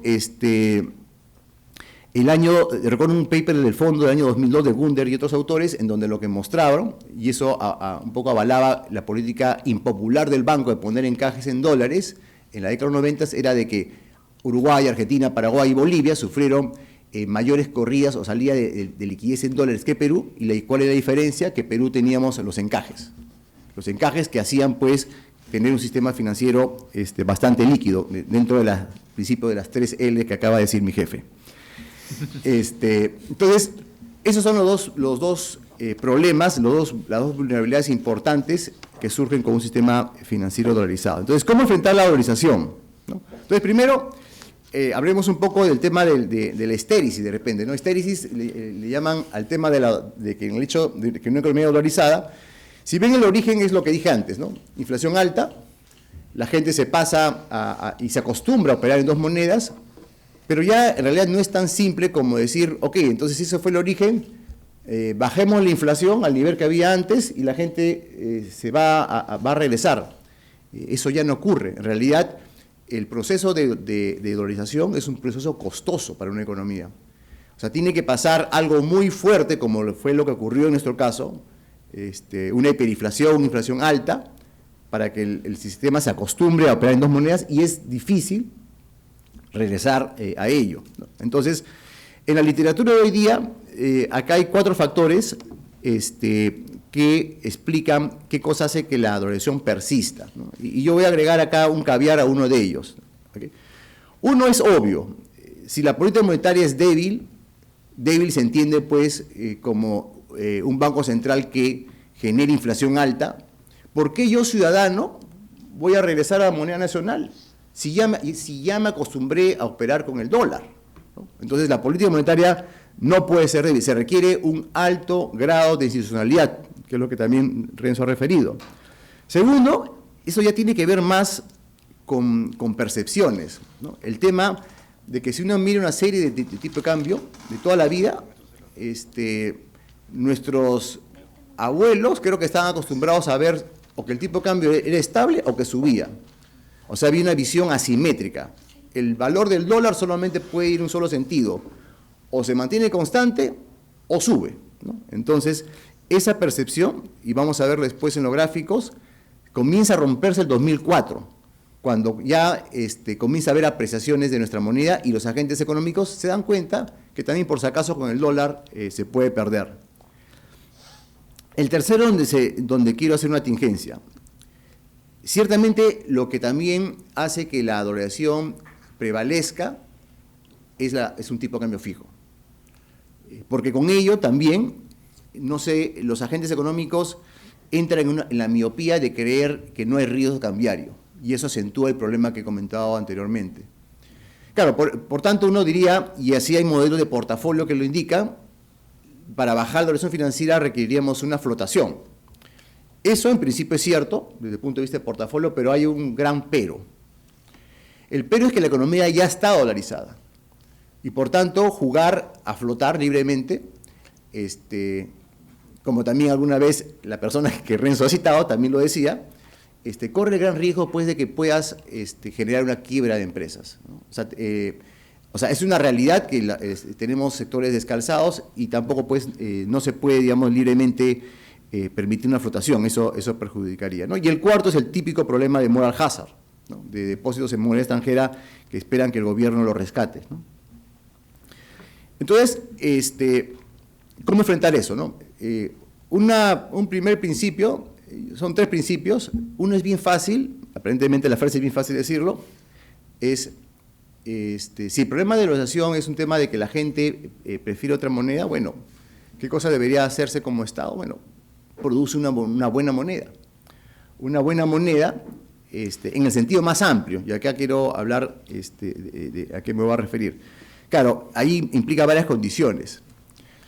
Una buena moneda significa, en primer lugar, tener una inflación similar a la moneda con la cual compito, y con la cual, dicho de paso, también coinciden nuestros principales socios comerciales, que es más o menos 2% la meta de inflación. Si somos serios con respecto a la inflación, ¿cómo queremos que la sociedad vuelva a confiar en la moneda nacional si me ofrece una inflación más alta? Repito e insisto, esto es diferente del caso de otros países. La gente ya se acostumbró a estar en dólares, y es un tema, obviamente, de decisión de cada ciudadano. Entonces, la inflación tendría que ser similar a la moneda con la cual competimos. Pero haciendo eso, y eso está también claramente reseñado en diferentes casos que he estudiado, es que eso no es suficiente en realidad. O sea, teniendo una inflación baja, lo que posiblemente recuperes fácilmente la función de medio de transacción, de poner precios en soles, de largo plazo inclusive, pero eso no te asegura la otra parte, que es que tu moneda sirva para poder hacer intervención financiera, desarrollo de mercados financieros, contratos financieros de largo plazo. Es un tema más complicado aún, porque una cosa es que confíen que la inflación se va a mantener baja en un año, y otra cosa es que confíen que la inflación se va a mantener baja por los siguientes 20, 30 años. Estamos hablando de contratos financieros para cosas grandes como créditos hipotecarios, obras públicas, etcétera, ¿no? Entonces, y eso es un poco lo que la segunda parte, creo yo, de este proceso, de crear, o sea, esto sí en nuestro caso fue política de Estado, crear una curva de rendimiento para justamente comenzar a desarrollar los mercados financieros. Y la otra parte es medidas para controlar el riesgo de erosión financiera, que ahorita me voy a referir, pero la primera parte quería entonces destacar 2 cosas acá. Entonces, uno es política monetaria, y ahí el Perú ha sido innovador en el sentido de que fuimos el primer país en adoptar el esquema de meta de inflación siendo una economía bimonetaria. Ahí también fuimos contra el libro de texto. El libro de texto en aquel momento nos condenaba. Este grafiquito que está acá nos costaba un montón explicar a la Academia Internacional hacia el año 2001, 2002. No lo entendían, ¿no? Hoy en día recibo más empatía porque luego de la crisis financiera internacional del año 2008 se entiende que este es un tema fundamental. Para un país desarrollado el tema financiero se llama cuidarte del boom de acciones o de repente del boom inmobiliario. En nuestro caso, hoy en día, de repente, el principal riesgo para nosotros es el riesgo de escasez cambiaria, pero siempre financiero, ¿no? Y siempre ver cómo hacer estas medidas de intervención. Entonces, volviendo al punto primero, lo que se mostró entonces que en el caso de implementar política monetaria siendo una economía parcialmente dolarizada, lo que teníamos que tener muy en cuenta, y ahí se ha sido innovador, es cómo estimar los mecanismos de transmisión de una economía que tiene 2 monedas. Eso fue, digamos, un reto, y la ejecución muestra este resultado que me parece bastante interesante. Estoy comparando acá la inflación promedio de este siglo de Perú con países que optaron por usar el dólar como moneda oficial.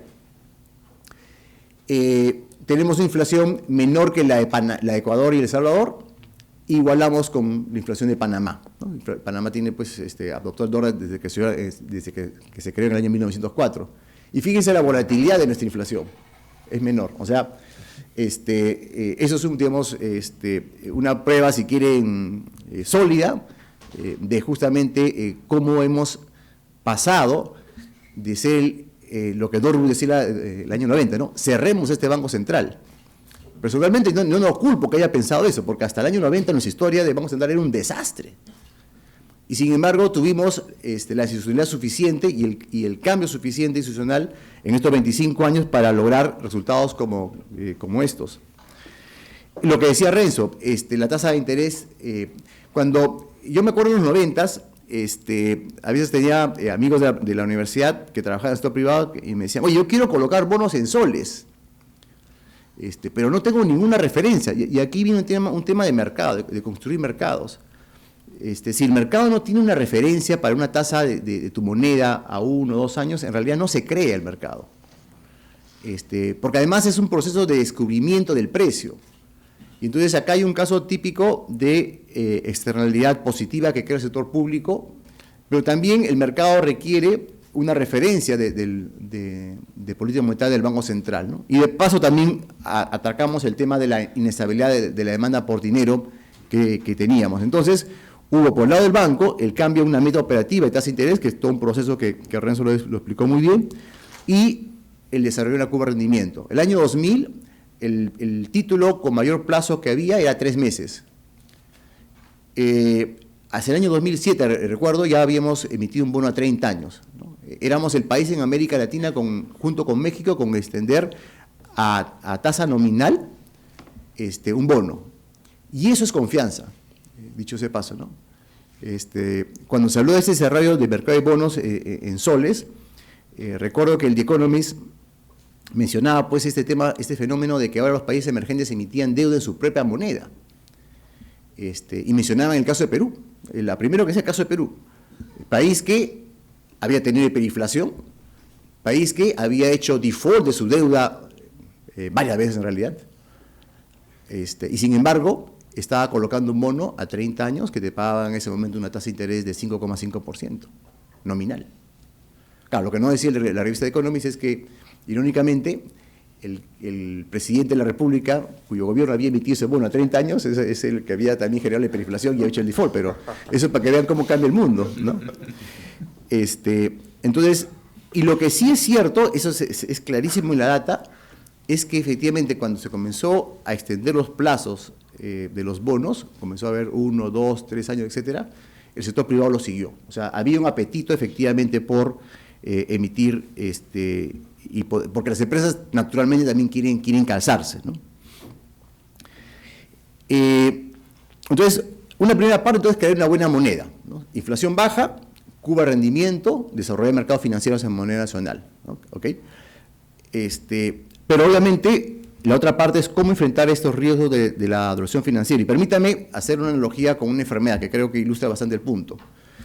Para enfrentar una enfermedad hay que tener, en mi opinión, 3 características. 1, estar conscientes que estamos enfermos. O sea, digamos, a mí me parece, digamos, no deberíamos decir la duración no es un problema. Cuando escuchen un análisis económico de Perú y que ignoren que estamos dolarizados, o sea, que me hablen como libro de texto y me digan que podemos ser como Chile o como Colombia, que flotan y que depresan 50%, me están hablando de una persona que no han visto cuál es su característica, cuál es su síntoma de enfermedad. No podemos. Perú, 50% de depresión en un año, quiebra el sistema.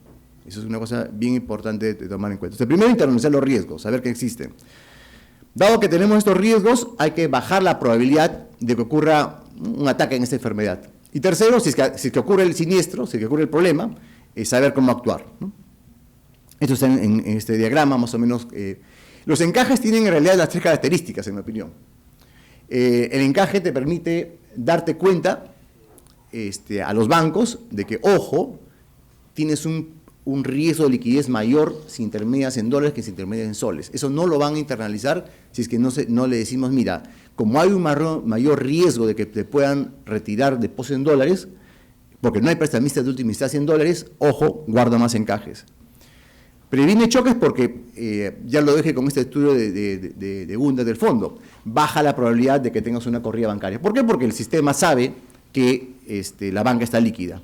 Y si ocurre siniestro, ellos tienen justamente su propio colchón de liquidez para poder absorberlo, ¿no? Eso no quita que el Banco Central eventualmente también provea liquidez a través de la disponibilidad de reservas internacionales, pero eso ya es digamos, una cosa de segundo orden. Lo primero es que el propio banco internalice sus riesgos. Y la intervención cambiaria para reducir la volatilidad en el mercado cambiario, ¿no? Entonces, un poco acá lo que ilustramos es ese tema de las reservas.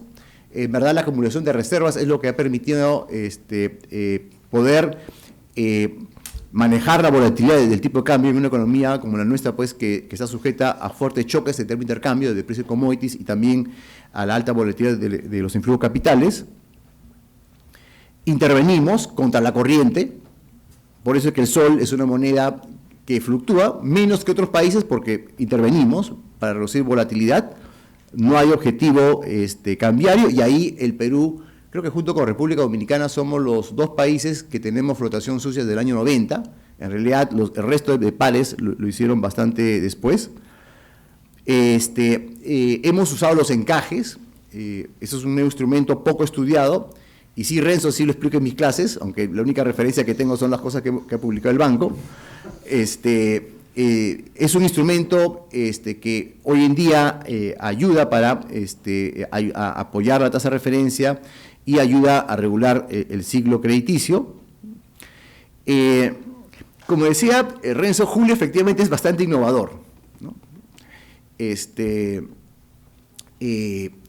La data reciente muestra que la desvalorización del crédito ha avanzado bastante. De hecho, la caída del crédito en dólares, últimos 12 meses, es la mayor caída que vemos desde por lo menos 25 años atrás, ¿no? Y lo que acá viene, entonces acá mi tercer concepto, el primero es una buena moneda, segundo, cómo enfrentar los riesgos de la evaluación financiera, y el tercero es el tema de coordinación. ¿A qué me refiero con tema de coordinación? Los bancos prestan en dólares en parte por costumbre y en parte también porque, si bien saben que para ellos es un riesgo, es difícil decirle a un cliente no, porque tiene la competencia. Si a nivel agregado es un mejor equilibrio que la economía se desdolarice, ahí viene, digamos, un poco las medidas de regulación nuestras. Si quieren nos ponen como el malo de la película, nos echan la culpa, lo que quieran, no, son miseria del Banco Central que me pone encaje, no te puedo dar. Pero lo que es cierto, y eso lo hemos notado, es que la reducción del crédito ha sido mayor una vez que comenzamos a ponerle encajes adicionales si es que el crédito no les crecía. Lo que aparentemente es un tema todavía por estudiar, pero lo que aparentemente esto ha activado es un proceso que los sectoristas se preocupan más de créditos en soles. Inclusive la desvalorización del crédito ha sido más rápida de lo que decía, digamos, nuestras referencias para establecer encajes. Eso es un poco pero es algo nuevo, ¿no? Dicho de paso, si alguien escucha que dicen, ¿pero por qué no lo hicieron antes? Bueno, nadie lo ha hecho antes. Nadie lo ha hecho antes. Que me busquen un banco central que lo haya hecho antes. Estamos hablando de cosas nuevas. En realidad, en esos temas, Perú más bien es una referencia hacia otros países. Estamos más bien, si quieren, no tenemos, digamos, es como que digan, pues, ¿por qué no llegó el hombre a la luna 100 años antes? No, pues, no, estamos, y toda innovación, obviamente, tampoco siempre implica riesgos, y siempre hay que ser cautos en la implementación de cosas innovadoras. Entonces, en el tema de la dolarización, un poco quiero ubicarlos en contextos. De repente suena hasta pesimista, pero, a ver, no hay país, hasta que yo conozca, que partiendo de una dolarización financiera alta, llámese más de 80%, haya logrado desdolarizar completamente su economía. ¿Okay? Y sin embargo, nosotros estamos de repente en esa ruta. Vamos a ver qué cosa va a ser. Entonces, una cosa primero, que este proceso me ha llamado la atención es que estamos retando a la ley de Gresham. O sea, ¿cómo son los sistemas bimonetarios que les he comentado antes? ¿Cuál es la característica típica que se ve en muchos países? Es que, por lo general, la función más rápida de recuperar del dinero es la función de medio de transacción, ¿no? Porque es fácil, relativamente, baja la inflación, no tiene que ser tampoco muy alta, y la gente comienza otra vez a transar precios, salarios. Pero el tema de confianza en el largo plazo es otro bicho. Y por eso es que tienden a estar dolarizados en esta función de depósito de valor. Yo recuerdo que por mucho tiempo, por ejemplo, el CTS, digamos en nuestro caso, el CTS es el depósito por compensación de tiempo de servicios. ¿Qué es lo más de depósito de valor, la función que puede tener uno? Es el CTS. En 2001, el CTS estaba 90% dolarizado, ¿no? Y acuérdense, estamos hablando ya de 10 años donde la inflación ya había cedido, estamos con inflaciones bajas. 2009, 68%, hoy en día 34%. Es decisión voluntaria. O sea, esto es en verdad, partiendo de una economía bimonetaria en donde los agentes económicos tienen la libertad, escogen mayoritariamente el sol como su moneda de depósito de valor. Eso es un gran éxito. El otro es el tema del crédito hipotecario. 94% en el año 2001 y 58% en 2009 y 29% en julio de 2015 y bajando. Esto acá tiene que ver con lo que expliqué anteriormente. Los bancos comenzaron a dar crédito hipotecario en soles cuando comenzaron a tener una referencia de tasa de interés a largo plazo. Si no, no hay, pues, simplemente no surge. ¿Cómo vas a prestarle a alguien una tasa a 20 años si no sabes cuál es la tasa? Para comenzar. Acelerando, ya, esto es acá bien rápido. La evaluación también tiene que ver con temas de integración financiera. Acá solamente quiero contarles que por departamentos que tienen ingresos más vinculados a las exportaciones mineras o vinculados más al turismo, son más dolarizados que departamentos, digamos, más de nuestro interior, del país. Medidas de coordinación, acá son interesantes porque te permiten, si tienes dos monedas y te acostumbres a una, no hay nada que garantice que te pases a la otra, insisto. El año 2004 sacamos, el Banco Central propuso al Congreso un cambio en el Código de Ley de Defensa del Consumidor, en donde establece que se pongan precios en soles. Y comenzaron a surgir, antes todos pensábamos para comprar un televisor en dólares, una lavadora en dólares, ahora pensamos ya en soles. Y eso también tiene que ver con el cambio de mentalidad para pensar en términos de depósito de valor. Lo que sí, un poco ya para cerrando los retos, si bien a nivel de bienes finales los precios se fijan más en soles, a nivel de bienes intermedios hay una costumbre todavía muy arraigada de transar en dólares. Y eso jala toda una cadena, porque si tienes el precio en dólares, los depósitos lo haces en dólares y tienes también a buscar financiamiento en dólares, ¿ok? Y ese es un tema, digamos, futuro de evaluar. Tema de coordinación, el tema de pensiones. Hace 10 años el regulador establecía dos tipos de pensiones para la renta vitalicia, o soles indexados a la inflación, BAC, o dólares nominales. Cuando el banco insistió que también darle la chance al sol nominal para que la gente otra vez elija, escoja, acá no estoy hablando de obligarlos, escoja y darle esa opción, esto es lo que me demuestra que la gente comenzó a escoger pensiones en soles, ¿no?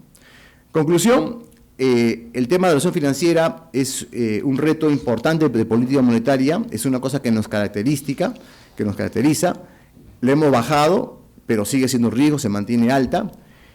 Se ha fortalecido los canales de transmisión de la política monetaria, es decir, ya, digamos, si ven la masa en soles que se maneja ahora es 5 veces más de lo que teníamos como porcentaje del PBI hace 25 años. Estamos tratando de innovar y esta es una trayectoria y tiene, digamos, eso es un proceso de aprendizaje que sigue en marcha y también tiene que ver con las nuevas generaciones que un poco también se olviden del trauma de la hiperinflación. También es un tema en parte generacional. Gracias. Muchas gracias Adrián.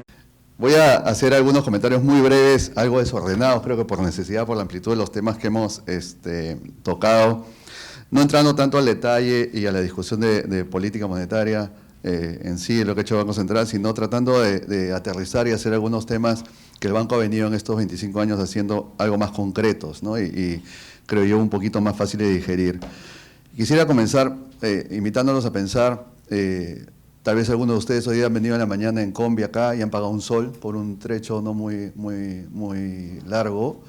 En la época de la hiperinflación, eso significaría que en 5 años pagarían por el mismo trecho 25.000 soles, si he hecho bien mi aritmética. El plan de 69 soles que tengo en mi iPhone, en 5 años costaría 1.725.000 soles. Y una pensión de la Pacífico ¿no? Haga la mate. He calculado, no sé, 2.000, 3.000, 4.000 soles, piensa en 3.000 al mes, ¿no? Por 10 meses creo que es el masazo, 75.000 soles. Eso es esos 2,5 millones de inflación que dijo Renzo, que a veces uno se imagina un montón de ceros, pero es difícil verlo en términos concretos qué significa, ¿no? Hay muchísimos jóvenes en esta sala, creo que vale la pena digamos, reflexionar un poquito sobre eso. Y es por eso que para mí, la verdad, mi comentario de repente es un poco sesgado, porque yo tengo pues a Paolo Guerrero, Gastón Acurio y a Velarde, Rossini, a Armas, más o menos todos al mismo nivel, ¿no? Son realmente héroes para mí en todo lo que podemos hacer hoy día en el Perú, ¿no? Ahora, ¿cómo se hace? ¿No? Renzo en su presentación hablaba, bueno, en el año 92, Julio no estaba acá, lo llamaron y hizo el gol, ¿no? Parece que tuvimos suerte en que haya pasado eso. Yo ahí no estoy tan de acuerdo, ¿no? Yo creo que claro, hubo suerte de una conjunción de talentos, la imaginación, Julio con un equipo que en ese momento pues he sacado por regla de 3, que Renzo tendría 32, 33 años, ¿no? Menos creo, ¿no? Menos, 30 y Adrián 25, ¿no? Ese era más o menos el equipo de los Jotitas, ¿no? En ese momento, que apoya en el diseño y después sostiene en la política monetaria de 25 años, porque eso sí quiero resaltarlo. No es que tuvimos suerte en el año 92, ¿no? Lo que hemos visto, lo que estamos viviendo ahora, y creo que lo que vamos a seguir viendo en manejo de política monetaria, responde a un plan secreto, ¿no? Y es bastante consistente cuando uno lo comienza a pensar y a escuchar todo lo que han hecho a lo largo de los años. Entonces, ¿cómo se hace acá? Voy a tomar algunas ideas de un artículo que amablemente me invitaron a escribir a propósito del nombramiento de Julio. Yo pensaba algunas cosas que a veces uno no toma mucho en cuenta, ¿no? Este marco institucional. Y yo los invitaría a los más jóvenes a leer la Constitución y ver la parte del Banco Central, ¿no? Y luego su ley orgánica. Si uno lee ahí, creo que hay dos productos claves, ¿no? Uno es la protección de la política, de esta política que funciona tan mal, y lo segundo, el mandato claro, ¿no? El mandato es muy claro, es la estabilidad monetaria, no es a veces como nos gusta hacer las cosas a los peruanos, ¿no? Ni chicha ni limonada, es muy claro en su mandato, y hay un marco legal que le ha permitido a la institución y a las personas cumplir, creo, tratar de ahorrar ese mandato. Pero hay una parte que yo quería comentar, que a veces los propios funcionarios del Banco Central no lo hacen un poco por modestia, que yo creo que tiene muchísima responsabilidad en el éxito, en mi opinión, del manejo monetario de los últimos 25 años, que es el manejo de la gente. Y eso, de los recursos humanos, digamos la gerencia, cómo se maneja la organización, eso no está en la ley, ¿no? La ley no obliga al Banco Central a ofrecer su curso de verano. La ley no obliga al Banco Central a tratar de atraer a los mejores estudiantes, a los más motivados de Lima y de provincias. Eso no es un mandato legal. No los obliga a capacitarlos, a desarrollar, y tampoco no los obliga a mantener este ambiente de discusión permanente que tienen tanto al interior de la institución como en el sector privado, ¿no?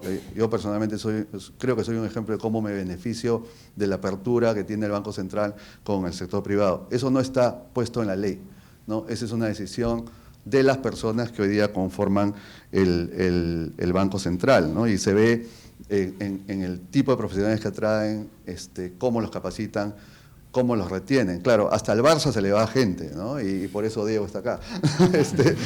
Y hay algunos ex-BCRs, ¿no? Desperdigados hoy día en el sector privado. En apoyo tenemos la suerte de tener uno, y hay otros por ahí, pero como dije, hasta al Barça se le va gente. O sea, no pueden retener a todos, ¿no? Pero sin duda es una institución que creo que tanto para el sector público como para el sector privado es un ejemplo del manejo de sus recursos humanos, ¿no? Y yo hice un cálculo en este artículo, pero acá nomás hay 60 años de experiencia de Banca Central, ¿no? Entre ellos dos. Si uno toma la gerencia, yo calculé que eran como 500 años, ¿no? De experiencia en Banca Central. Eso no es fácil de conseguir, definitivamente en el sector público, y también en el sector privado es muy, muy complicado, ¿no? Entonces, conclusión, sin duda tuvimos suerte.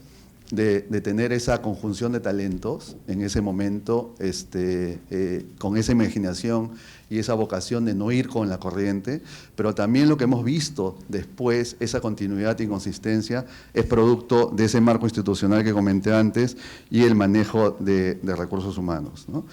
Quiero brevemente, en 2 o 3 minutos, un poco resumir esta visión de largo plazo, ¿no? Si uno ve la historia, ¿no?, que ha contado Renzo y recuerda, el Banco Central casi desde el año 92 estaba preparándose para hacer lo que está haciendo ahora, y estoy seguro que desde ahora nos está preparando para hacer lo que va a hacer en 5 o 10 años, ¿no?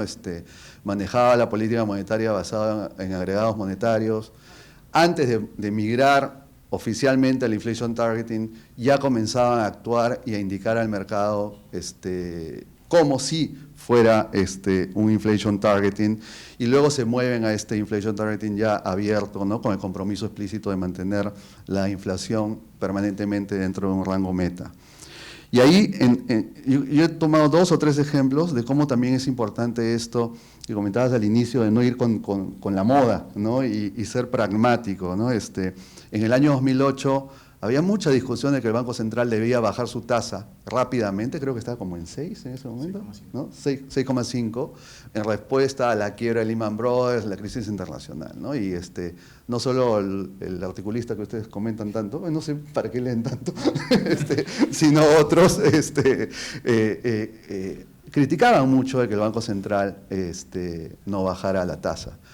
Y ahí lo que el Banco Central hizo fue hacer lo que Adrián enseña en sus clases, hacer política de encaje, ¿no? Devolvió mucha liquidez al sistema.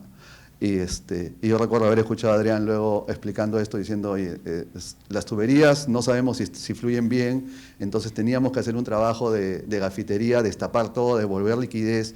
Eso, yo era director de un banco entonces, era mucho más apreciado que lo que podía ser la tasa de interés, que a pesar de ser el instrumento explícito, yo creo que el banco lo enfrenta con pragmatismo, ¿no? Porque no sabemos bien pues, cuál es su potencia, su velocidad, los lags, todas esas cosas que nos gusta estimar, y recurre a instrumentos que creo que ellos pueden controlar mejor y más rápidamente a corto plazo y reaccionar a eventos como ese, como es el encaje, ¿no? Entonces, eso de no ir contra la moda y ser pragmáticos me parece que es algo para apreciar. Incluso ahora, ¿no?, digamos en los últimos trimestres también lo hemos visto, ¿no?, frente a este embate que ha habido en las monedas, la incertidumbre global, el banco ha tenido intervenciones masivas, enormes, ¿no? Y ahí había críticas de que suba, que baje la tasa, que flote, que no flote, en fin. Y el banco, digamos, intervinió mucho más de lo que habíamos visto antes. Y lo que les comentaba antes de entrar, más que la intervención o que haya subido ayer la tasa de referencia, a mí lo que me sorprendió es la cantidad de instrumentos de otro tipo que crea, ¿no? Y entiendo un poco que es ¿no?, el loco de Julio pensando, y todos los locos estos que se juntan e inventan nuevos papeles y tal, ¿no? Y a mí, en el sector privado, cuando me preguntan qué puede hacer el Banco Central, yo siempre contesto más o menos igual. Digo, hoy día puede hacer esto, este es el menú. Mañana no sabemos, ¿no?, porque va a inventar un montón de cosas para enfrentar la coyuntura, ¿no? Pero todo eso tiene sentido cuando uno piensa hacia dónde está yendo. Y creo que hacia dónde está yendo se resume bien en la presentación de Adrián, ¿no? Porque hoy día con estos niveles de dolarización no tenemos la libertad en política monetaria ni la potencia en los instrumentos que quisiéramos tener. Estamos muy dolarizados todavía a pesar del progreso, y el Banco Central sigue peleando y sigue haciendo medidas para lograr bajar eso, ¿no? De repente en algunos años, cuando estemos no sé qué nivel, 25%, veremos en ese momento, podremos ver un tipo de política monetaria algo distinto del que estamos viendo ahora, y en ese momento pues los criticarán por otras cosas, me imagino, ¿no? Un comentario ahí, sin embargo, sobre el título de uno de los puntos de Adrián de desdolarización voluntaria, ¿no? Ya no ha sido tanto así últimamente, ¿no? Es verdad que el Banco Central ha avanzado muchísimo dando incentivos y, digamos, respondiendo a mecanismos de mercado, ¿no? En este último año se dio esta medida de obligar a los bancos a reducir su stock en dólares, ¿no? Entonces ya no sé si cabe eso mucho en voluntario, que también era como ir contra lo que uno esperaba que el banco iba a hacer, fue criticado en su momento. Y hoy día, pues, con esfuerzo, los bancos han digerido eso, ¿no? Y creo que ya se llegó al objetivo planteado para el año. Para que tengan una idea, reducir eso es que si un banco tenía 100 de dólares ya colocados al principio del año, se le pidió que baje, creo que a 90, ¿no? Que es como 10%. Es bastante, o sea, no solamente tiene que dejar de colocar en dólares, sino tienes que reducir el stock de las colocaciones, ¿no? Recibir repagos, en fin, y no colocar. No es fácil para las instituciones financieras hacerlo. Y ahí me permite un comentario en relación a estos mecanismos de promoción de coberturas, ¿no? Que están tan subdesarrolladas o poco desarrolladas en el mercado peruano. Yo de empresas que conozco también me sorprende empresas muy grandes que no tomen coberturas, ¿no? Y no se cubran contra la volatilidad.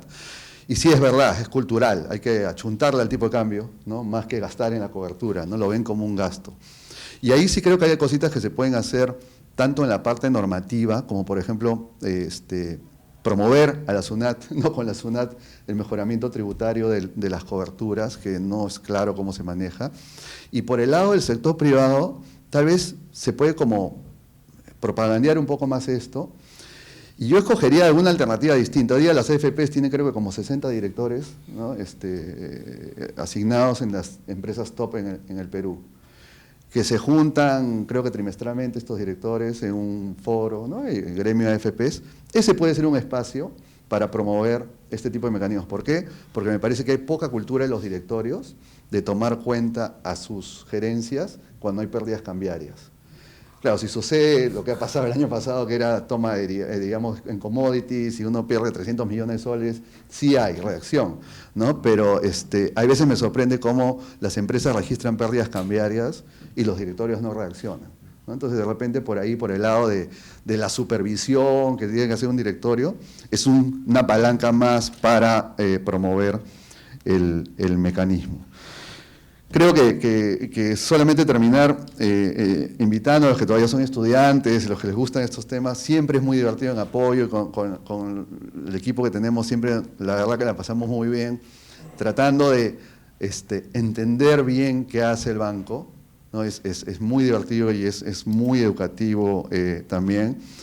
Y para los que son muy chicos todavía, recuerden que muchas de las cosas que hacemos hoy, que desde estudiar, ahorrar, invertir, tratar de formar una empresa, hasta vivir en el Perú, como es mi caso, que regresé, me fui antes del shock y regresé ya en plena trayectoria descendente de la inflación, depende en buena medida de lo que este Banco Central ha logrado hacer en estos 25 años.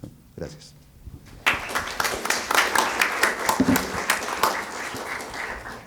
Solamente me queda agradecerles una vez más su presencia aquí y espero que hayan disfrutado de esta sesión tanto como seguramente todos nosotros lo hemos hecho. Muchas gracias. Bien, muchas gracias.